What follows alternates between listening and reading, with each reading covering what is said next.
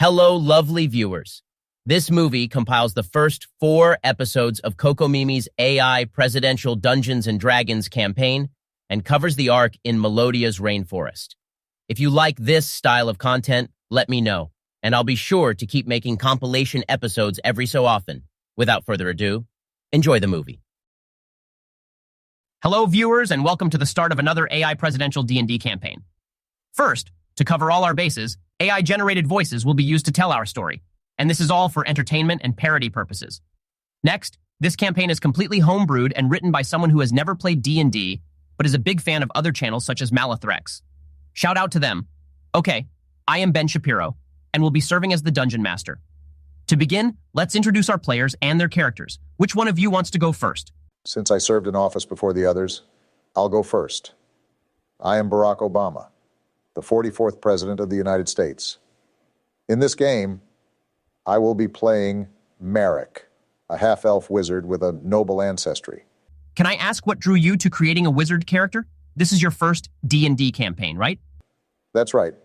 To be honest, I was thinking about a number of other classes, but when I considered what the other 2 players may have chosen, I thought it would be a good idea to have a character of high intelligence and with a lot of versatility.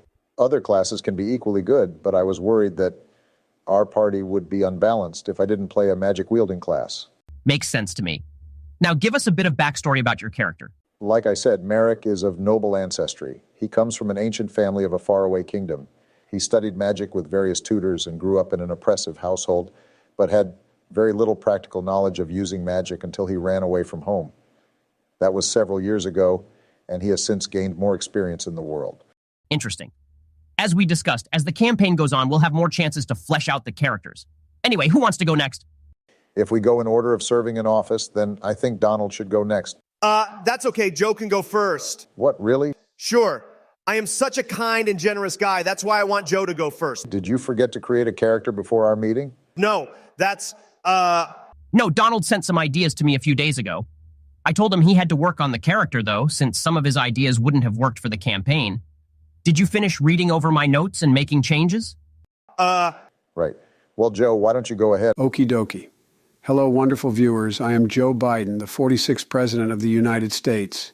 I'm playing Benjen, a human bard. I chose to play a bard because I just want to sing and have fun playing games with my friends.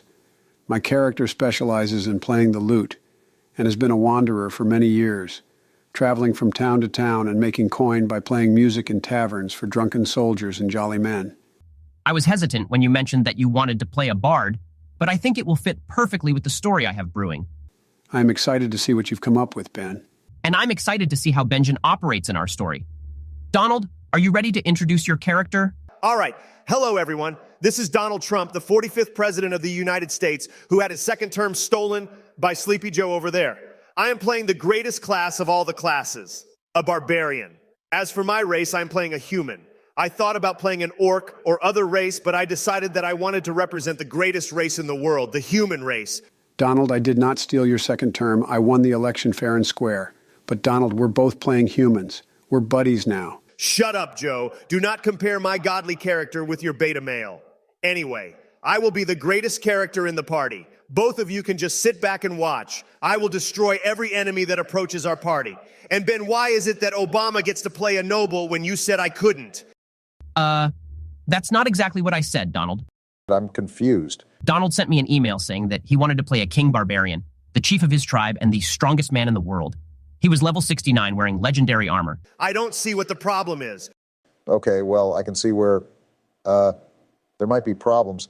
Anyway, Donald, what is the name of your character? Her name is Donna, the most beautiful and sexy barbarian warrior woman. She was a warrior woman from a tribe of nomadic humans, but found that there was not enough challenge in fighting with her tribe. So she decided to leave home in order to seek new battles. Your character is a woman? Yes, why? We're just surprised since you seem to have opinions about women and how to treat women. Yes, my opinion is that a warrior woman like Donna is unstoppable and will annihilate all her enemies with a single swing of her axe. It will certainly change up our party composition and make things more interesting. I like it, Donald. Thank you, Ben. I knew that you would understand the beauty and strength of Donna. I may not be able to play a literal queen, but she is a queen in our hearts. Well, maybe role-playing as a woman will teach you to tone down your toxic sexism. Regardless, I have to say, I'm surprised you didn't choose a different race to add to the power of a barbarian character. Something like a half-orc would have been interesting. Like I said, I thought about it, but then I thought about how those big teeth would not be sexy on a woman. She would not be able to suck Okay, since we've all introduced our characters, let's go ahead and start the campaign. To be clear, all of the characters will be starting at level 1. Which doesn't make any sense. My character is a godly warrior woman. She should be a higher level than these two morons. I can see Donald's point. My bard has some life experience and should be at a higher level to reflect that. To keep it simple, we're starting at level 1. Our poor writer is having a hard enough time homebrewing an entire campaign and characters with no prior experience. Whatever. You know what? I'm fine with babying down my character. Donna would destroy every obstacle if she used all of her power from the start of the story. There would be no story if she used 100% of her strength. Sure. Anyway, our story opens in the sister kingdoms of Melodia and Harmonia. These two kingdoms are separated from other lands by vast seas and protected by dangerous thunderstorms. Not many travelers come to these lands, and even fewer leave as of late. However, the three of you recently experienced prophetic dreams that instructed you to travel to this land via ship, despite the treacherous journey. These dreams told you that you must restore something called the Songs of the Sister Kingdoms in order to save these unknown lands from ruin. If you succeed, not only are you promised riches and power, but you will also be hailed as heroes. I am more interested in the riches and power. Donna is already a hero in her own right. Just let Ben finish, Donald. Don't tell me what to do, Sleepy Joe. Come on, Donald, just go with it for the role-playing. Guys, let's be nice. We're all friends here. But songs, huh? I think I understand why you let Joe play a bard and why you told us to think about our characters playing a musical instrument. Benjen plays the lute. I chose the flute for Marrack. What did you pick for Donna, Donald? The greatest instrument of all. Donna plays the drums. Drums? Why drums? Well, you know, I was thinking about like war drums and such. Yeah, that's really a perfect fit. Of course, Donna is the greatest character. I told you that. Okay, so, like I was saying, Melodia and Harmonia are now in a state of peril. The magical creatures that were once peaceful have now become aggressive, and natural disasters plague the kingdom. If not for the thunderous seas, residents of the kingdom would have long fled. Hell, some of them have gone so far as to construct derelict rafts and brave the ocean, even knowing the risk. Can you tell us a little about these kingdoms? What do they look like and how do the residents live, apart from, you know, fending off magical creatures and natural disasters? They are both heavily forested and lush lands teeming with vibrant flora and fauna.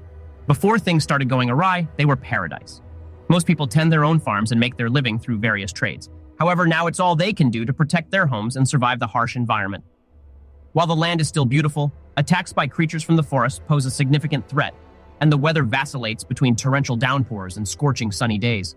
The three adventurers have arrived on the docks of Melodia, having traveled separately. The boats docked at mid-morning. Your prophetic dreams showed you visions of a small fishmonger on the docks, along with the faces of the three members of the party. Now, what are you all doing? I guess I'm going to look for that fishmonger as soon as I make my way around the docks. That's the best lead I have at the moment. Wait, I think I forgot my luggage on the ship. Oh no. Joe, you have your belongings in the backpack your character carries. You don't have any other luggage. Oh, I knew that. No, you did not. Anyway, yeah, I'm going to look for the location I saw in my dreams. Nothing else I can do. Do I need to roll to find it? No. There are so few shops and structures on and around the docks that you can easily find the fishmonger. For that matter, there aren't many people on the docks. This kingdom has seen better days. Okay, I think I'll go right over there then. Joe, what about you? Hold it, I will go before Joe. That was the order we decided on before. I, Donna, the beautiful warrior woman, will get right off the ship, having fought off the entire crew that lusted after me the entire trip. I was too good for them, though, and so strong that no one dared come near me. They could only watch from afar. Donna fought off their lustful glances by brandishing her axe. Sure. Okay, that is Donna's perception of events, though it may or may not differ from reality. As soon as I get off the ship, I see the fishmonger that was in my dream, as well as Marrack. In the future, you should let me narrate stuff like that, but I'll allow it for now since we are just starting out, and I said that the shop was easy to find. Whatever. Anyway, I approach Marrack. Hey, what's up, man? I had a dream about you. Donald, or Donna, are you sure it's a good idea just to blurt that out to a stranger? I could be, like, evil or something. You probably should gather intelligence from me about why I am here before announcing that you know me from a prophetic dream. No need. Donna has a perfect judge of character and never makes mistakes. I stick my hand out to shake Barack's hand. Nice to meet you, friend. Like I said, I had a dream and saw your face a while back. I think we are fated to join a party together. My character's name is not Barack, it's Marrack. Fine, whatever. Before you two continue the conversation, Joe, your character was a passenger on the same ship as Marrack, but never saw him due to the difference in wealth. He had a cabin while you rode with the rest of the crew. With that said, what is your character doing? I guess I'll look for this store right away as well. I assume that I leave the ship after Marrack, since that's the order we're going. Yes, that works. The fishmonger is easy to find, and you see both Marrack and Donna conversing with one another, although you cannot hear the conversation until you approach. You recognize the pair as faces you also saw from your prophetic dream. Right, and I think I'll try a different approach than Donna. Greetings, friends. Are you two familiar with this area? I have just arrived in the kingdom and need a place to stay as well as some warm food and drink. No, I'm new to the area, and so is this one. Your character doesn't know that, Donald. Yes, she does. Donna, roll for a perception check. Damn it, my wisdom is so low. This game is rigged. I got a 15. This is the greatest game ever invented. Luckily, while you were exiting your ship and daydreaming about the crew lusting after you, you saw Marrack also exit a different ship. However, if you hadn't seen him, this would have been an outright guess. You would have had no way of knowing whether or not he is a native of Melodia. Whatever. I told you that Donna is a powerful warrior woman. She is so wise and perceptive that there is no way she wouldn't have seen him. Right, as this one said, I'm new to the area. And if I might be so bold to ask, what brings you here? Did you also have a prophetic dream? I was just telling this dude that I had seen him in a dream, and I've seen you too. Ah, well, that steps on any chance for nuance or interesting conversation the three of you might have had. I don't care about that. I want to kill something already. Let's get this show on the road. I'm not surprised that's the way you're trying to play. Fine, I guess. I'll ask about the dream. Prophetic dream? You had one and saw our faces? That's right. I had a dream that this land needed saving. And since I am the most powerful warrior in the world, I came right away to slay any and all evil. This land will not be destroyed on my watch. Interesting that you say that. I had the same dream and saw the two of you, as well as this fishmonger stand. Does this mean some higher power was trying to push us to meet here? I don't see why that would be necessary when I don't need any help. I, Donna, the powerful warrior, will save this land. I do not need help. If you are truly the most powerful warrior in the world, why are you level 1? Shut up, Marrack. That is metagaming. I'm surprised you know that word. Of course I do. I know many words. My brain, and by extension, Donna's brain, is so huge. Okay, guys, that's enough. Let's put our differences aside and think. Like I said, I had a prophetic dream that brought me here, and it sounds like the lady had the same. My name is Donna the Barbarian. It is a name you will never forget. And I am Marrack the Wizard. Nice to meet you. And I am Joe. I am Benjen the Bard. Well, as Lady Donna sussed out, it seems that there is some kind of deity or higher power guiding us to this point. It is curious that we all had the same prophetic dream of this location. Please just call me Donna. I do not want my teammates to feel that I am too far above them, even though I am above them. Is Donna going to be this delusional for the whole role play? Well, I did say she would make the party composition interesting. I guess time will tell if this higher power is good or evil, though I can't imagine an evil higher power wanting us to travel to two kingdoms in crisis in order to save them. That is why the two of you are here, right? Basically, yes. And you make a good point. Ben, can I make a history check to see if I can provide any additional information about the prophetic dreams? Let me do it. Donna is an intelligent and wise woman who knows much of the world. You just said that wisdom was your lowest stat. In my case, it is the second highest stat. We have the best chance of success if I do the check. Fine, but let it never be said that I am not a kind and understanding teammate. Marrack, roll for history. I got a 10. Damn. Without my bonus, it would have been a 5. Not as great as I was hoping. See, I should have done the check. Let me use deception to trick Ben, so that we can let Donna roll for history. If that is how we are playing, then I will roll for intimidation. I have a huge bonus for intimidation, and there is no way we will get a crappy roll. That isn't how the game works. Anyway, Marrack, while there are many deities in this world who might have gifted these prophetic dreams, you are not sure if they would meddle in the affairs of faraway kingdoms. For that matter, you aren't sure if you have studied the deities relevant to the kingdoms of Melodia and Harmonia. Not as much information as I would have liked, but it's better than nothing. In that case, we should find more about the culture of this kingdom while we can. If we figure out that the higher power is evil, we might want to rethink our party's plans. So all of us are new to these kingdoms?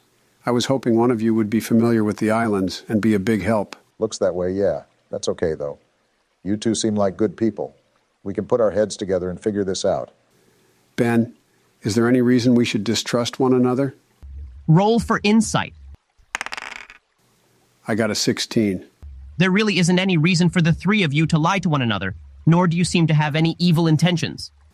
In that case, I think we should look for a tavern or inn to see if there is any information we can gather about what's going wrong around here. Taverns and inns are always a great place to meet people, and we can gather information through causal conversation. Benjen, you just want to look for those so that we can sleep. Maybe you're right. What is the problem with that? Oh, nothing. All right, the newly formed party are going to look for an inn? We should ask for directions. Someone on the docks can point us in the right direction. Perfect.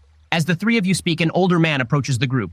He walks with a gnarled cane and appears as if the years have withered him. Greetings, travelers. I am not used to seeing so many customers at my stand. Give me a moment to ready my wares. The three of you appear to be adventurers. We don't see many of your kind nowadays. You'll want to purchase some food to stock up for your adventure. How about some eel jerky? Eel jerky? Sounds delicious. Did you make it yourself? It is good to support local businesses. Benjen, I am not eating something that disgusting. I've got to agree with Donna here. Eel jerky does not sound tasty. We should conserve our gold so early in the game. Guys, I was just thinking that the guy might be more eager to give us directions if we were paying customers. I'm surprised you came up with such a good idea. Huh, it's not a bad plan. Sir, what else do you have for sale? Plenty of fresh fish caught early this morning. My son-in-law does the fishing and I do the selling. It ain't much, but it's honest work. I truly admire a man who works so hard with his family. I'll buy some of the eel jerky. A pound of it will run you 10 coppers. I'll take it. We were wondering, where's the closest tavern or inn? I'll have you roll for persuasion, but with advantage since you all navigated that well. 221S. Now we are talking. Right. Travelers need a place to spend the night. I would stop by Desdemona's Inn on the main road. If you travel off the docks, you'll see the town on the horizon in a clearing outside of the forest. The inn is in the middle of town with a large sign. You can't miss it. Mona runs the place now after inheriting it from her grandmother. She'll get you all set up with a room and some warm food. Best place you'll find in town for a great price. We thank you. Oh, we didn't catch your name. It's Mills. If you'll be in town for a while, come by again, and I'll sell you a fresh catch. If you three are going right to Desdemona's, do you think you could do a favor for an old man? That depends whether there will be coin attached to this task. Jesus, Donna, chill out. This is the first person we have met on our trip, and you are already trying to squeeze money out of him? Mills laughs as Marrack chastises Donna. From his perspective, the three of you look like friends who poke fun at one another. It's no problem. I understand. We've all got to make a living some way, right? The favor I have is bringing a supply of fish to Mona. I bring her a supply of fresh fish every so often as she cooks it up for customers. I would bring it up myself. But now that I'm older, it's more difficult to lug the shipment up to town on my own. It would help this old man's back if you brought the fish to her for me. She will pay you for the fish upon delivery. Thank you, good sir. Shouldn't we bring the coin back to you? Tell her to give half of the payment to you fellows. I'll collect the other half the next time I deliver her supply of fish. We can do that for you. Yeah, sounds like easy money. We'll take care of it. Excellent. I have 2 barrels for her. They are a bit heavy at about 50 pounds each. I will carry them on my shoulders. Donna is the ultimate warrior. These barrels of fish are nothing. Really? You want to carry both barrels? All right then.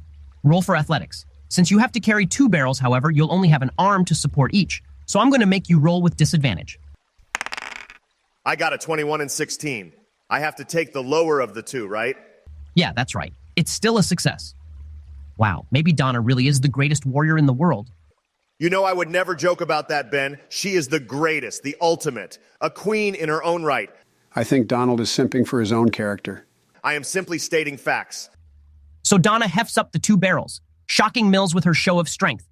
From there, the trio follow his directions and come across Melodia's main city, Melodia City. Melodia City, the main city of Melodia. Imagine that. Shut it, Donald. Ben is doing a great job. Yeah, just ignore him, Ben. Thanks, guys. As I was saying, the trio arrive in Melodia City, which is more like a village than a city.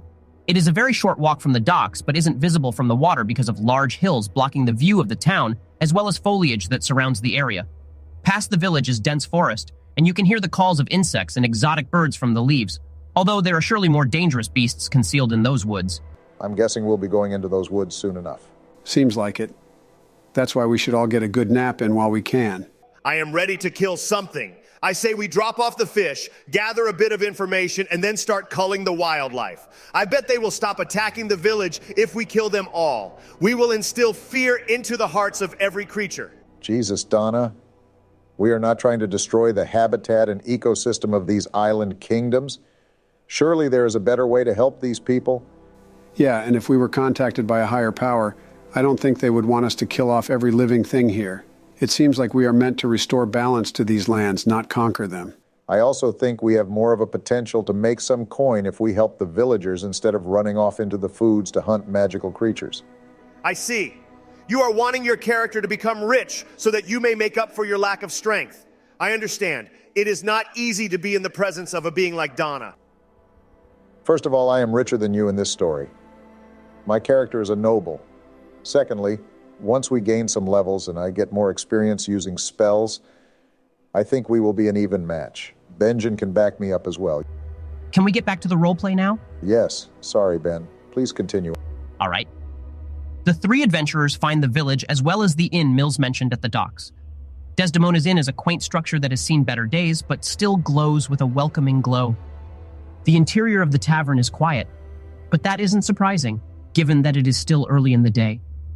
Once evening comes, the tavern will surely be busy with villagers looking to drink the day's work away. You enter the tavern and are greeted by a cheerful-looking young woman with bright green eyes. She stands behind the counter, tidying various dishes and cleaning up in preparation for customers. Oh boy, look at her.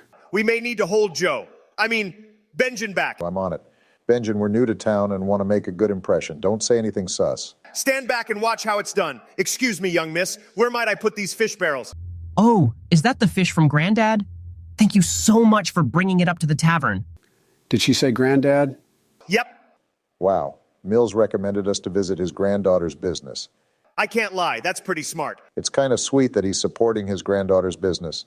But wait, he said that she inherited the place from her grandmother. So basically, Mills' wife gave it to her granddaughter. Mills just sent us from one family business to the next. What is your point? It's good business sense. Okay, are you Mona? That's me. Granddad's back must be bothering him to have three strangers bring the fish up. Actually, it is just one stranger. I carried them all the way here on my own. I can see that. I wish I were that strong. It would be such a huge help around here. Just looking to do my part. I put the barrels down near the counter. I don't mean to be rude, but we were told that there would be some payment involved in this delivery. Of course, I am always happy to help a beautiful woman. About the payment, your grandfather said that you could pay us half for the fish and pick up half later. Half?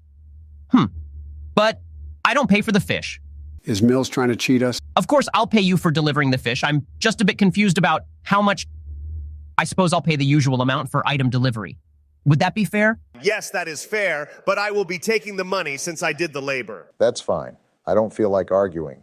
I'll pay 10 copper coins for each of the barrels. That's much more than regular delivery, but the barrels were very heavy. Ben, that is a ripoff.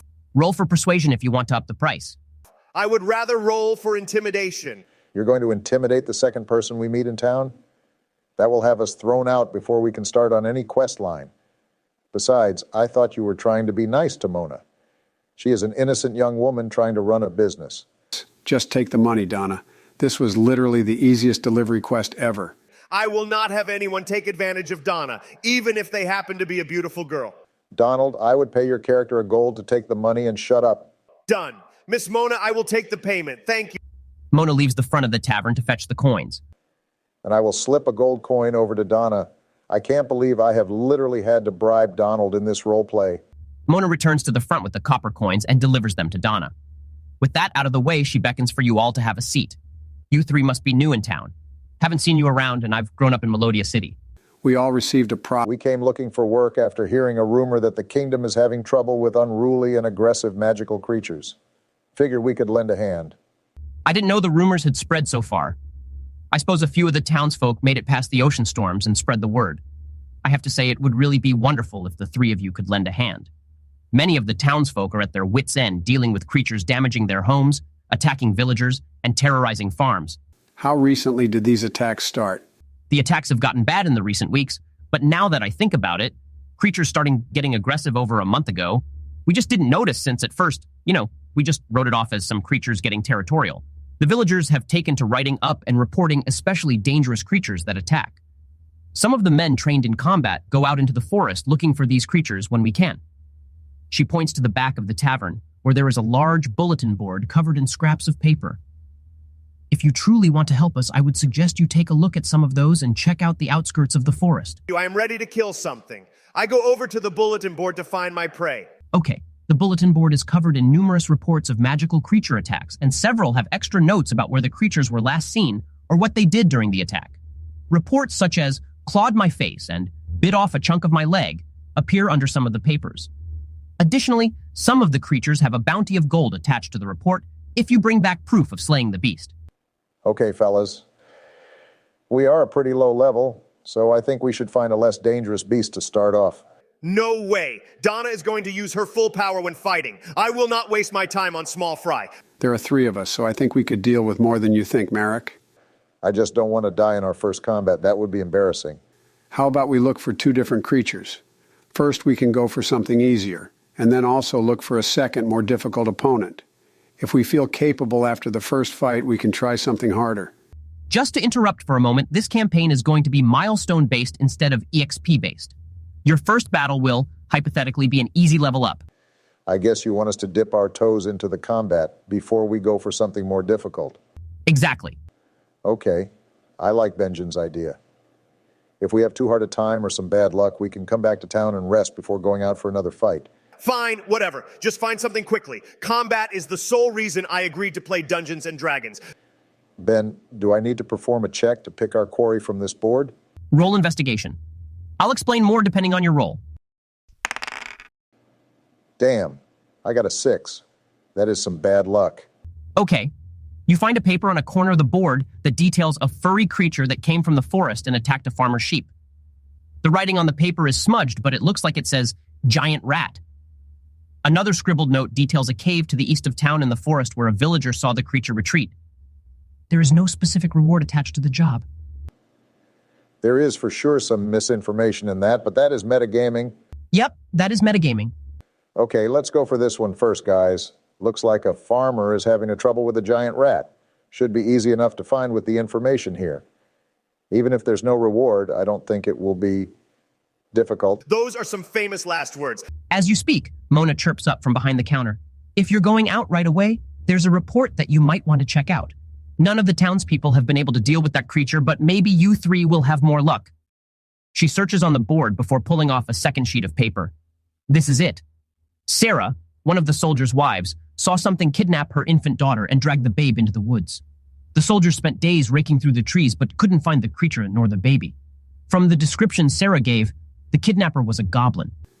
A goblin coming near town and kidnapping a baby? That sounds really serious. We need to check it out as soon as possible. For once, we are in agreement. We will find the kidnapper and dispatch justice. The trio set off for the woods, following the trail detailed by the farmer that posted the notice. We should determine a marching order while you all are adventuring. I will be at the front of the party because clearly I am the leader of the group. Hold on, Donna.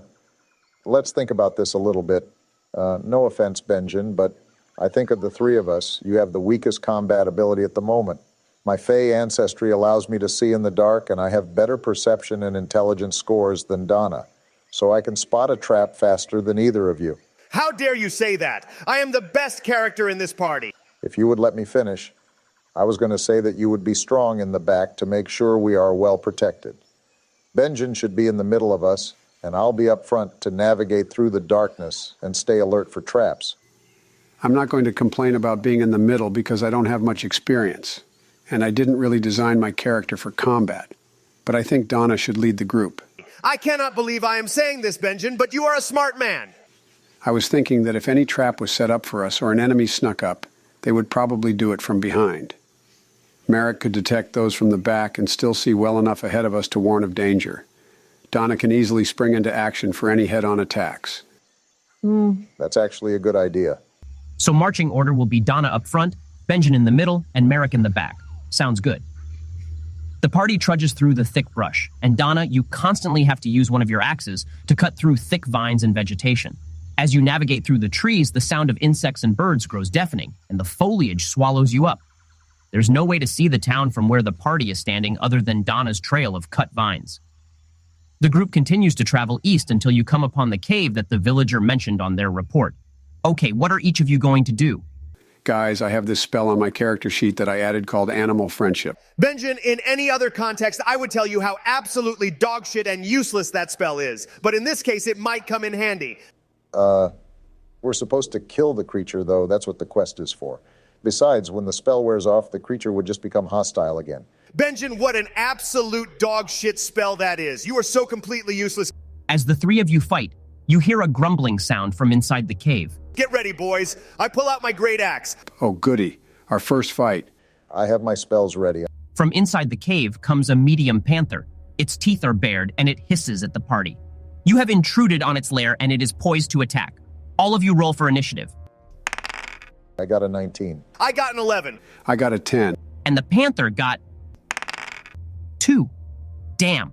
This was supposed to be a little more challenging. I seem to remember that this encounter was supposed to be a giant rat. Indeed. As you look back at the paper, you can see that the smudges may have actually read giant cat. I guess that's my fault for rolling badly when we looked at the notice board. So the order for combat will go Marrack, Donna, Benjen, and then the panther. Marrack, you're up first. To save time, roll both for your hit and for damage. Okay, I'll step away from the party a bit and cast Firebolt at the creature. 17 to hit and 7 damage. That hits. The panther roars in pain as its fur catches flame. My turn. I'm going to swing my great axe. 20 to hit and 12 damage. Wow. With a swing of your axe, Donna, you behead the panther. The battle is over within seconds. That was a piece of cake. I didn't need you guys at all. Yeah, Donna could have finished that panther off in almost a single swing. I didn't get to do anything. That's just what it means to travel with the greatest warrior in the world, Benjen. I'm going to interrupt the celebration.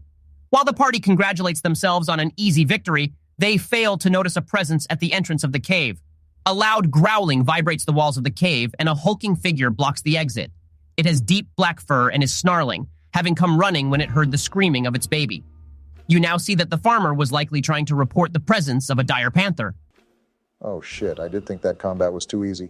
Don't be a baby, Marrack. We can handle this. Marrack, the dire panther, gets off a surprise attack. Marrack, I need you to make a dexterity saving throw to see if you can dodge the attack. I got a 5. Holy shit. I did not expect this. Okay, before I tell you what happens, I'm going to make a determination as the dungeon master. Despite how devastating this attack is about to be, Marrack, you will not die outright. It would be kind of evil of me to kill you in your very first combat. But oh no. The dire panther lunges at you in a critical strike, dealing 18 damage. You are knocked unconscious in one hit. In your next turn, you must roll a death saving throw unless you are returned to a single hit point. Ordinarily, Marrack, huge damage that far exceeds your maximum hit points would be an instant death. But I did not mean for this to be instantly deadly. So, yeah. Holy shit, Ben. Yeah.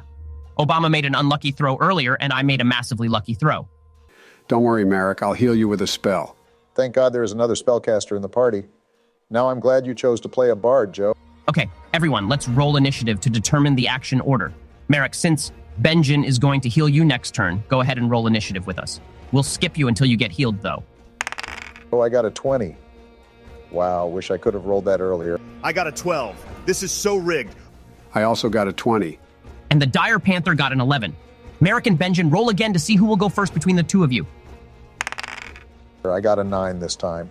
And I got a 20. Nice. Then the order for combat will go Benjen, Marrack, Donna, and then the dire panther. I will rush over to Marrack and cast Cure Wounds. I heal him for 8 hit points. And just like that, I'm back to full health. Man, being a low level is so difficult. Well, since I'm healed, I'll take my turn. So wait, I have a bonus action too. I want to use Bardic Inspiration on Marrack. Okay, that will add 1d6 to an ability check, attack roll, or saving throw for Marrack. Marrack, the support of your party mate fills you with newfound vigor. What about me? I've got you. I'll use it for you on my next turn, Donna. I guess it's my turn now. I'll cast Burning Hands at the Dire Panther. That's a 14 to hit and 9 damage. Not great. I'll add that extra dice from Bardic Inspiration to my throw. Nice. 15 damage now. The dire panther howls in pain as its fur catches fire and it struggles to put the flames out. It is looking damaged but still very dangerous and able to attack. Donna, it is your turn. I will finish off this cat in one swing. How far away is the dire panther? Not far. It jumped back after getting burned, but since it's distracted by the fire, I'll say that you can make it over very quickly. In that case, I will swing my great axe. Oh my god, I am the greatest. I told you all I would save this party. That is a natural 20. Nice! What's the damage? Another 15. Damn it. I didn't do more than Marrack after he was nearly killed. You have got to be kidding me. How does that make any sense? He was just bleeding on the ground. The dire panther lets out a pained roar as Donna's great axe collides with the beast. It is looking extremely wounded, not dead, but very close. Now it is the creature's turn to attack. Donna, you are the closest to the creature, so it is going to lunge at you in its dying throes. That is a 17 to hit. Damn, that hits. I thought I would be safe. Right. You have on some good armor. The dire panther's claws shred a portion of your breastplate and deal 12 damage. Now I am almost dead. Now we are back at the top of the round. Back to me? Oh boy, I is almost dead, right? I think it would be better to attack and kill it. We can heal up after the fight, Donna. I will use my crossbow this time. I rolled a 21 to hit and 9 damage. That will be the final blow. Benjen, your crossbow bolt pierces the stomach of the dire panther and it collapses on the ground, finally dead. The cave is silent as the heroes are given a moment to recompose themselves. I should have been the one to deal the finishing blow. I can't lie. You did come in clutch there, Benjen. I'm just glad I didn't die. You really scared me for a second, Ben.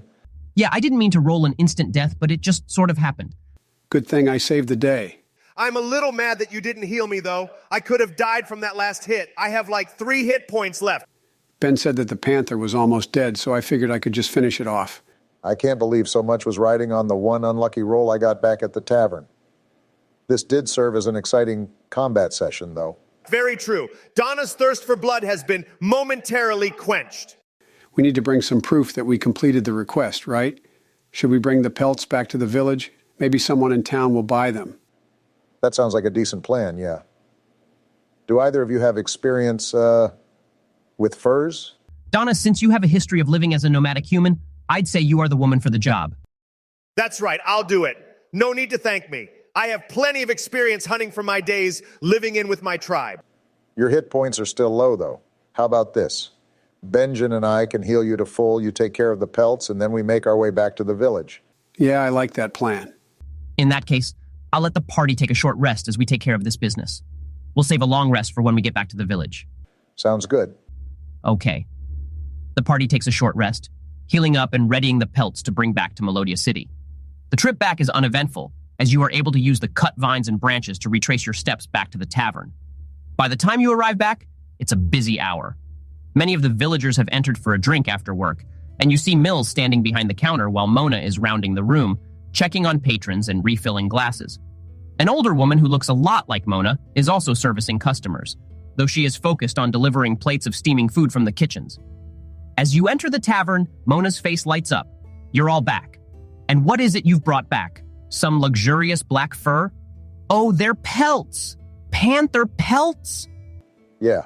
The information from one of the notices brought us to the den of a dire panther and a cub. We took care of the creatures already. It shouldn't be a problem anymore. Though we will need to sell these furs off to make a bit of coin. Since there was no reward, I think we should get paid off of those. Personally, I think we ought to be paid. Killing a dire panther is a lot different than a giant cat, which is what that notice described. Mona listens and nods. There is an armorer in town who might buy the furs. You can sell them off if you hurry. Many of the shops close when the sun goes down. She points outside, and you can see that it is almost sunset. Come, I'll take you there, if you want to go now. Won't take but a minute. That is a good idea. I want to sell these off as soon as possible. She leads the party down the road and to an armorer's shop attached to a blacksmith. Inside is an older man wearing dirty, coal-smudged clothes. He sweats over some chainmail that he is currently shaping. Afternoon to you all. I hear you've brought something to sell?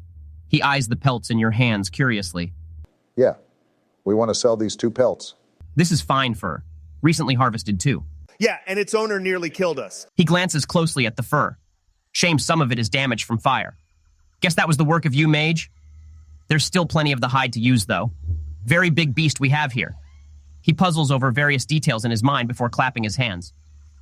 All right, I'll give you 1 gold coin for the big pelt and 3 silvers for the smaller. I want to check if that is a good price. Ben, what do I need to roll? Let's see. You could roll a nature check. My skill is the highest for that. Let me roll it. I got a 19. It is a little low of an offer, but considering that the pelt is partially burned and slashed, it's not a bad price. Okay. I convey that over to Donna. Make it 15 silvers in all, and you've got a deal. Roll for persuasion. Damn it, that's only a 7. Sorry, no can do. I've got to make a profit for myself, too. Not many customers on this island, and we don't see many visitors willing to spend coin. Listen, dude, we almost died getting those pelts, and specifically got it because we were trying to help the farmer that put up the request in Desdemona's inn. We are doing a lot for this town and plan to stick around for a while. You should give us a better price. Roll for intimidation, Donna. I'll give you advantage since you made a good point. Finally, that's an 18. I see. If you all are planning to stick around and help us, you'll definitely be a big help and good muscle for the town. You've got yourself a deal. 15 silvers for the pelts. Now we can divide that between the 3 of us. Easy. You mean you negotiated for a better price so we would be able to split it evenly? Of course, Benjen. What kind of man do you think I am? I thought you'd keep more for yourself. Either way, it's not bad for our very first fight. With the pelts sold off, the party makes their way back to Desdemona's inn to rest for the night. Okay, guys, we are going to take a long rest and level up to level 2. This is also going to be the end of this episode for now. When we come back, the party will be investigating the second request for the town. This was a lot of fun, Ben. I really got into the role-playing more than I thought I would. Same. I'm excited to see how this story unfolds. I also agree. Let us hope that next time we can make some more money and have a few more fights, though. Donna's power and majesty will turn the tides of this kingdom in peril. Thanks for playing, guys. To all the viewers, if you liked the video, leave a like and a comment. Also, subscribe. We'll see you all next time.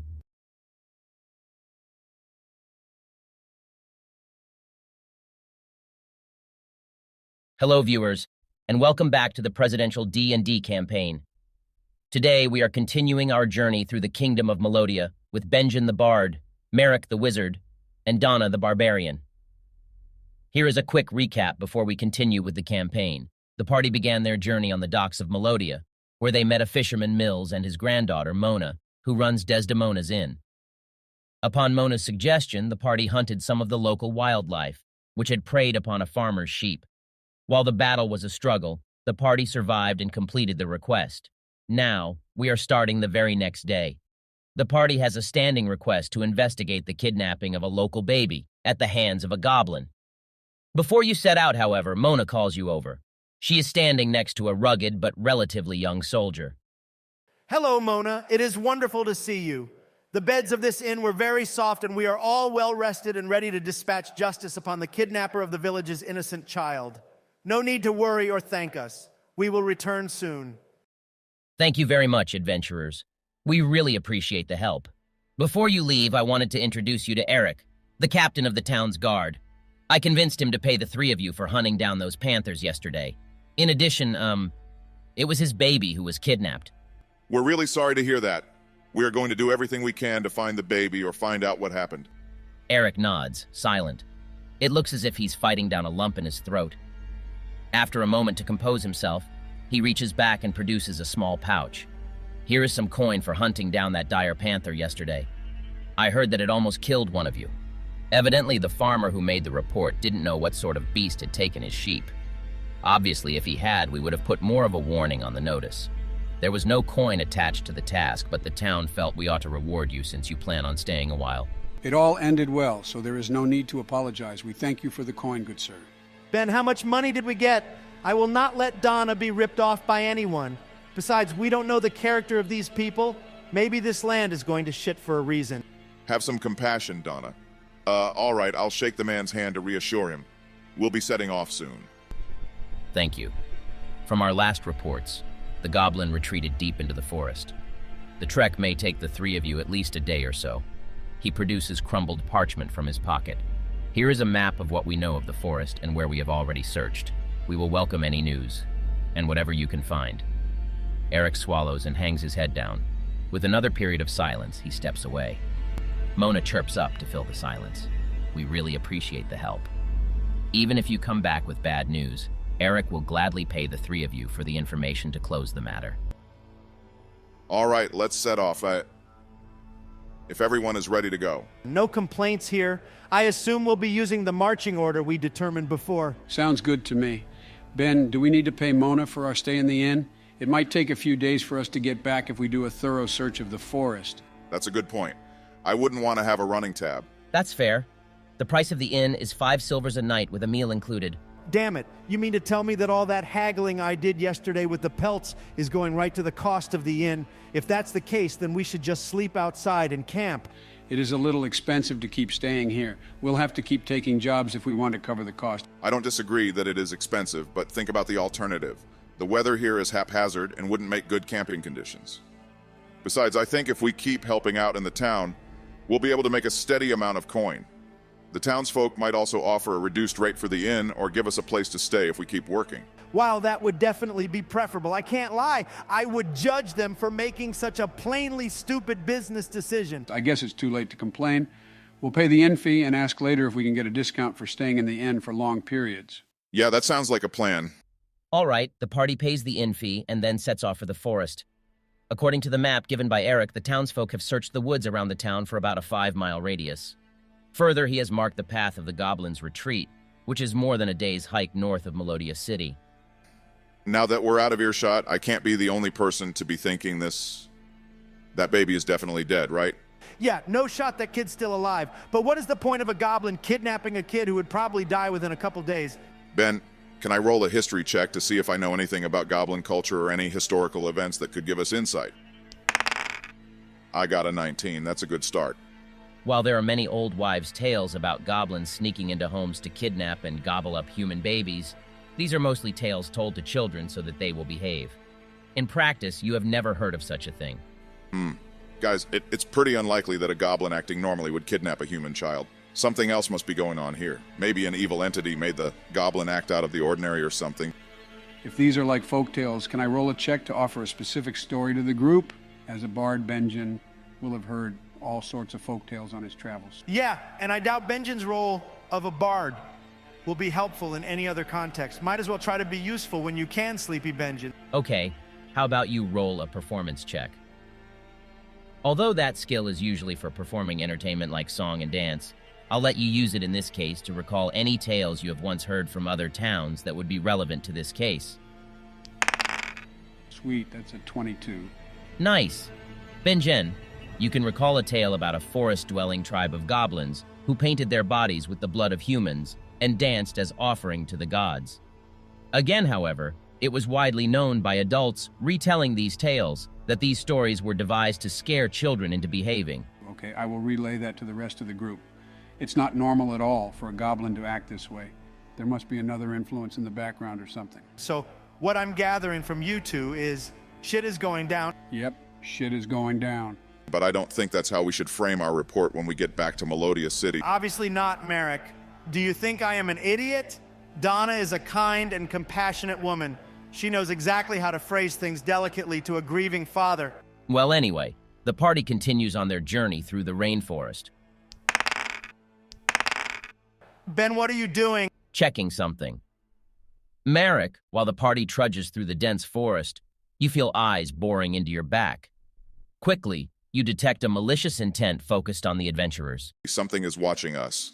Get your weapons ready. I'm on it, Marrack. Donna will protect you two squishy gents. As the party stops, they hear a rustling coming from the leaves behind them. From the green brush emerges a feathered poison kobold, a bird-like monster with bright pink feathers, large talons, and a sharp beak. Can't lie. That is a cool-looking monster, Ben. Yeah, I love the art you add for our adventures. Thanks, guys. Now let's all roll for initiative. The feathered kobold was unable to surprise the party because of Marrack's perception, so it will not have advantage or be able to make a surprise attack. Thank God for that. I almost died last time. Okay.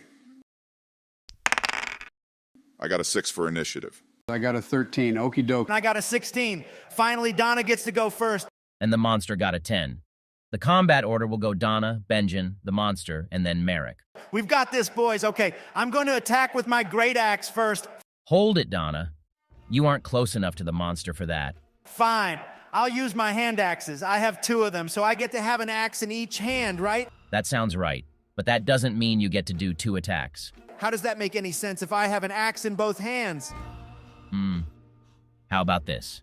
Since Marrack detected the presence of the kobold, I'll let you attack with both axes this turn. Ordinarily, you wouldn't be able to do this. I'm only allowing it since the kobold wasn't able to surprise the group, but roll for the hit on each axe. Sweet. First axe gets 14 to hit and 4 damage. Second axe gets 17 to hit and another 4 damage. Both of those hit. Donna, you swing both of your hand axes and slash at the feathered kobold, dealing 8 total points of piercing damage. It recoils a bit at your strength, but is quickly able to regain its footing before Benjen makes his attack. Benjen, it's your turn. I'm going to run a little bit back before attacking with my crossbow. I got a 22 to hit and 8 damage. Benjen, Donna's attack gives you the opportunity to put some distance between yourself and your opponent. You fire your crossbow, dealing 8 points of piercing damage. The poison kobold is looking very angry and raises its wings before attacking. It opens its beak and shoots out a bullet of liquid poison towards Benjen. Damn, that's a 9 to hit, which misses. The poison whizzes past you, Benjen. Then the creature brings down its talons to attack Marrack. That is a 13 to hit. And that hits. My armor class is so low I need to get some kind of protection in the future. The feathered poison kobold brings down its talons, dealing 10 piercing damage. And just like that, I'm almost dead again. Come run behind Donna, Marrack. She will protect you. Can't believe I'm saying this, but thank you, Donna. I'm going to take you up on that offer. Okay, I'll run behind Donna and cast Mage Armor. That changes my armor class to 13 plus my dexterity modifier, so 14. I'm starting to regret not working any healing spells into my character. We're back to the top of the round. Donna, what are you going to do? How close am I to this feathered kobold thing? Since you stepped forward to attack with your hand axes, and you're standing between the beast and your party mates, you're in quite close range. In that case, I'm going to switch to my great axe. 17 to hit and 9 damage. Donna, you bring down your great axe in a devastating blow, dealing 9 piercing damage to the beast. It is now looking fatigued and wounded. Benjen, it is your turn. I'll run over and cast Cure Wounds once again. It heals for 4 hit points. Not great, but it's better than nothing. I'll also use Bardic Inspiration as a bonus action on Marrack. What? Him again? What about me? Donna, I am low on hit points while you're at max. I can use Bardic Inspiration on a saving throw in case I almost die. That is your own fault for playing such a squishy character. Damn it, Benjen. Not only did you steal the election from me, but now you are blatantly favoring one of us over the other. Donna will not forget this. Okay, Marrack. Benjen's words fill you with inspiration, giving you newfound vigor in the fight despite your lowered hit points. It is now the kobold's turn. It raises back again and spits poison at you, Donna, doing 10 points of poison damage. I need you to make a Constitution saving throw. I got an 11. Okay, Donna, you are barely able to fight off the long-term effects of the kobold's poison, but for your next turn, you will have to roll disadvantage on your attack. This game is so rigged. This is your fault, Benjen. I would have been able to fight off the poison if you had used your bonus action on me instead of that useless wizard. You were able to fight off the poison, though, Donna. You're just going to be poisoned for 1 turn. The kobold is going to attack again, as it gets to make a secondary attack when it uses poison. That's cheating. You made that up. Technically, all of this is made up. Whatever. Just tell us what happens. I know Donna is about to be attacked again. All of you like to gang up on her. Well, Donna is the closest to the beast, and was just weakened by poison. The kobold attempts to slash at Donna with its talons. That's a 15 to hit. Donna, since you are upset about this being rigged, or whatever, why don't you do a dexterity saving roll to see if Donna will be able to dodge this attack? Instead of making you roll with disadvantage on your next attack, I will make you roll disadvantage on this dodge. Donna can dodge absolutely everything. I got a 20 and 17. That attack still doesn't hit. What did I tell you, Ben? Donna is a godly warrior woman. Now, narrate how godly Donna is. Right. The kobold swipes at Donna, but she dodges away from its piercing slash. Next up is Marrack. My turn, I'm going to cast Firebolt. That's a 24 to hit and 8 damage. That definitely hits. Marrack casts his spell, sending a scorching bolt of fire at the feathered kobold. Part of the beast's feathers catch fire and it howls in pain. It stumbles around the brush and a few leaves catch fire for a few moments, but the kobold stomping around promptly puts out the fire. I think Ben is trying to hint that if I hadn't gotten lucky, I would have set part of the forest on fire, but maybe that's metagaming. My turn again. I'm ready to kill this stupid bird. We're having chicken for dinner, boys. I'll swing again with my great axe. Holy shit, that is a natural 20. I will accept your worship after I finish this battle. That does 12 damage. Donna unleashes a devastating swipe of her great axe against the kobold, doing 12 points of slashing damage. The beast is very near death. What? It isn't dead yet? Not yet, no. This is ridiculous. When is Donna going to get the killing blow? Well, let's see how it pans out. Benjen, you're next. Oh boy, maybe I will get another killing blow. I never thought Benjen would be such a great member of the team. I didn't even design him for combat. I swear, Benjen, you better stop rubbing it in, or Donna will attack you next turn. Now that's not very nice of you, Donna. Anyway, I will attack again with my crossbow. That's 13 to hit and 5 damage. Benjen, your crossbolt hits the creature in the stomach and it doubles over, finally dead. It collapses in a heap on the ground, some of the feathers still sizzling. Good work, everyone. We did it. We whooped that birdie. I cannot believe that Benjen got the killing blow. What the hell? I'm sure you'll get your chance soon, Donna. But dang, I need to rethink my character. I'm so vulnerable in battle. Maybe after this quest we can go shopping and get some armor for my character? Don't worry, Marrack. Donna can protect you with her amazing might. How we took the pelts back last time. I wonder if the feathers of this monster would be worth anything. We could pull out a few to bring back with us. Roll a nature check to see if you know anything about the feathers. I'll do it since I have a good bonus. I got a 6. Marrack, I never want to hear you talking about how you should do checks because you have a bigger bonus. Your rolls are absolute trash. I just got unlucky. It happens every so often. I think you have gotten unlucky more than a little so often. Donna, if you want to constantly fail checks, then that is up to you. I just want this party to succeed. Donna does not need any help. I have already told you this. Guys, can we get back to the story? Marrack, you've never seen this type of beast before. Perhaps it is a creature only native to these island kingdoms. You have no idea whether or not the feathers are valuable. I'm going to take some anyway. All right, Donna, you need to roll for, I'll let you pick between nature, animal handling, or survival. What? You didn't make me do that when harvesting those damn panther pelts. Fine, I'll roll for survival. I got a 12. All right. Donna, you are able to harvest a few feathers from the beast. You would have harvested more, but as you plucked out some of the feathers, the carcass spewed out a putrid poison from under the kobold's skin. The poison began to dissolve the body of the beast, eating through the flesh and bone right before your eyes. In all, you managed to harvest 10 large feathers from the creature before it disintegrated. Good work, Donna. I think we should take a short rest before we continue on our journey. Sounds good to me. The party takes a short rest. Donna and Obama roll to determine how many hit points you will regain during the rest.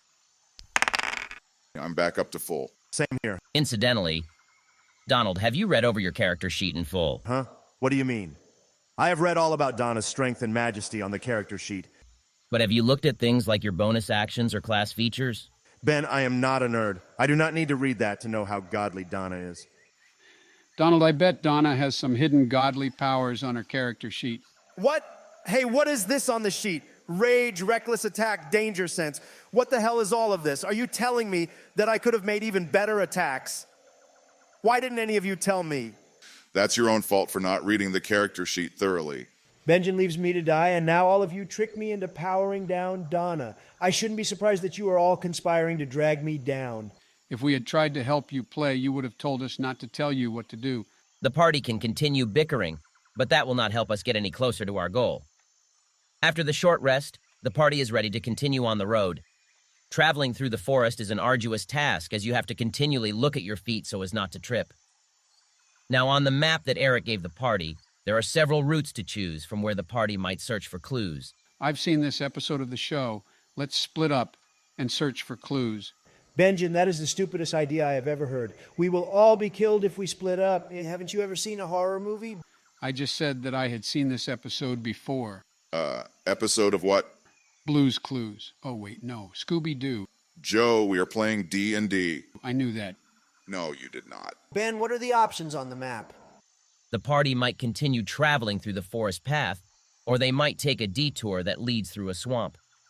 There is another route to go, but it would add an additional day or so to the trip and would take the party near a large pond. Well, throw that option out. We don't need to add even more time to our trip. Just like Donald over there did not want to add a few more hours of walking. Excuse me, Sleepy Joe, but I was thinking about the grieving family waiting back in town. I don't believe they would like even longer to worry about their child. Oh, that's what you were thinking. In that case, I agree, but, chum, a swamp path could be interesting. We are for sure going to get ambushed if we go into that swamp. What makes you say that? I've seen enough of these D&D videos to know that Ben has a fascination with misty swamps, and there is going to be some kind of monster there. I think we should stick to the forest. Well, that leaves our current path as the only choice left. Ben, did you really have the story set up if we took those other paths? Nothing is off the table. The party continues through the forest as night falls. Under the cover of the trees, the darkness descends quickly. Wait. There are supposed to be torrential downpours at night. Ben, can I look for some cover as a place to spend the night? Sure. Roll for perception to see what you can find. I got an 8. Marrack, your background as a noble means that you are not used to camping outside or the rough side of adventuring. Because of that, you are unable to spot decent shelter near the party. You do manage to set up a haphazard camp under the limbs of a tree with very large leaves. It isn't perfect shelter, however, and rain begins to drip over the party. Soon the winds rustle the leaves, shaking more rain onto the party. All of you will gain an exhaustion marker if you sleep in these conditions. Sorry, guys. No surprises there. Donna has experience living as a nomadic human. I'm sure she can whip up a temporary shelter to keep the rain off of us. Roll a nature check, Donna. Let's see what happens. Oh my God. I got a natural 20. Watch and learn, everyone. I am the savior of this party. Donna, your experience living in a nomadic tribe comes in handy as you are able to quickly and deftly weave a reusable sleeping mat for each member of the party, which will serve as a way to keep your body separated from the cold ground. Furthermore, you use the large leaves in the nearby brush as well as other pieces of foliage to construct a temporary shelter for the members of the party, fully blocking out the rain and winds. Miraculously, you are able to also find some large boulders and roll them near the camp to provide shelter from animals and the wind. The party will actually be able to sleep well tonight despite the bad weather. You won't gain any exhaustion markers from sleeping in this storm. Wait just a moment. I will now be accepting your anguished pleas to sleep in my shelter and take a sleeping mat. Donna, I am not even exaggerating when I say this. We could not have done this without you. Uh-huh. Now you're seeing the majesty and power of Donna, the warrior woman. What about you, Benjen? I believe you owe some words to your proclaimed hero. I'm sorry that I didn't heal you right away in that last battle. And in our next battle, I'm going to make sure to give you a buff via bardic inspiration so you can deal the finishing blow to our enemy. That's more like it. All right, come in, you two. I don't want you dragging me down tomorrow. If you two don't sleep, then I will have to do everything. And while Donna can handle it, neither of you will have any fun. Since I failed at finding a good place to camp, Donna, I'll take first watch. I'll go second. Very well. I will take third. The party is able to get in a decent sleep thanks to Donna's experience living in the wilderness and braving the elements. By daybreak, the fat droplets of rain thin into a mist and then begin to evaporate into hot steam under a blistering sun. Before we set off for another day in the forest, everyone in the party should consume a day's rations. My character doesn't have any rations. What? Really? Didn't you use a standard character creator to put everything together? Yeah, but there aren't any rations in the backpack. If you don't have rations to eat, then Marrack will have to add an exhaustion modifier to his character sheet. I'll share with you, Marrack. Thanks. I wonder why it's missing from the character sheet. Maybe it has something to do with your noble ancestry. Like you have enough money to use inns and such. You don't need to carry rations around because you can afford to pay for food. Yeah, that's true. My family didn't cut me off financially, so I don't necessarily have a reason to live frugally up to this point. You mean to tell me that you're still rich? Why the hell would your character become an adventurer when he's filthy rich? There's more to life than being rich. Fine. But then why the hell did you make us pay for the inn when you can easily pay for all of us? Donald, do you pay your workers more than minimum wage when you can easily afford to pay more? What is your point? Right. How much gold does your character have? You don't need to know. I'll sell you 4 rations for 50 gold. That is a ripoff. I don't have that much gold anyway. Fine, 30 gold. No. 15? I am not paying more than a single gold for each ration. Think about it. The inn we just stayed in was only 5 silvers a night. A gold for each ration is exorbitantly expensive. Marrack, why don't you roll for persuasion? I got a 7. It doesn't matter either way. Ben, you might be able to force us to persuade the NPCs, but you cannot force me to be persuaded. Donna, why don't you roll for persuasion then? Now you're speaking my language. I got a 9, damn it. Looks like neither of us can persuade the other. Then I'll just keep the rations for myself. I'll share with you, Marrack. Donna can keep her rations if she wants. When we run out, we can forage for some food. I'm sure between the two of us, we'll find enough to survive. Honestly, I'm not sure if that's true, but we'll deal with it when we get to it. Everything in order? Okay. The party continues on their second day of the trek through the woods. Soon, however, your ears fill with an unpleasant buzzing sound. The sound grows to a cacophony, and it is difficult to focus on even your own thoughts. Ben, can I cast Detect Magic? Sure. Marrack, you cannot ascertain any magic spell or ritual being used in the vicinity. The source of the sound is not the result of a spell. It must be originating from something physical. We're really deep in the forest, so maybe it's normal that it's so noisy. But if it's buzzing, then that would likely be insects. I will use my vast knowledge and experience living in harmony with nature to determine what the source of the buzzing is. Roll for nature. I got a 13. Donna, the sound reminds you of winged insects such as bees or wasps, but you've never heard it quite this loud. Bees. Fuck bees. Oh, guys, we need to save the bees. They are an important part of our world's ecosystem. Besides, have you ever seen bees working in a hive? Those little guys keep so busy and are fascinating. Did you not hear what I said? Fuck bees. Haha, bees nuts, am I right? Good one, Joe. From above the party, in the leaves of high trees, comes a giant winged insect that descends upon the group. The creature is flanked with smaller insects that look like copies of itself, though they are still as large as a man's hand. The insect creature is gigantic, taller than 8 feet, with green fuzz and splotches all over its body. Now, do you understand? You did a great job thinking up these enemies, Ben. Thanks. Anyway, the large insect lands in the party's path. Its eyes flick around to each member, and then it lets out a low voice, almost like a croak.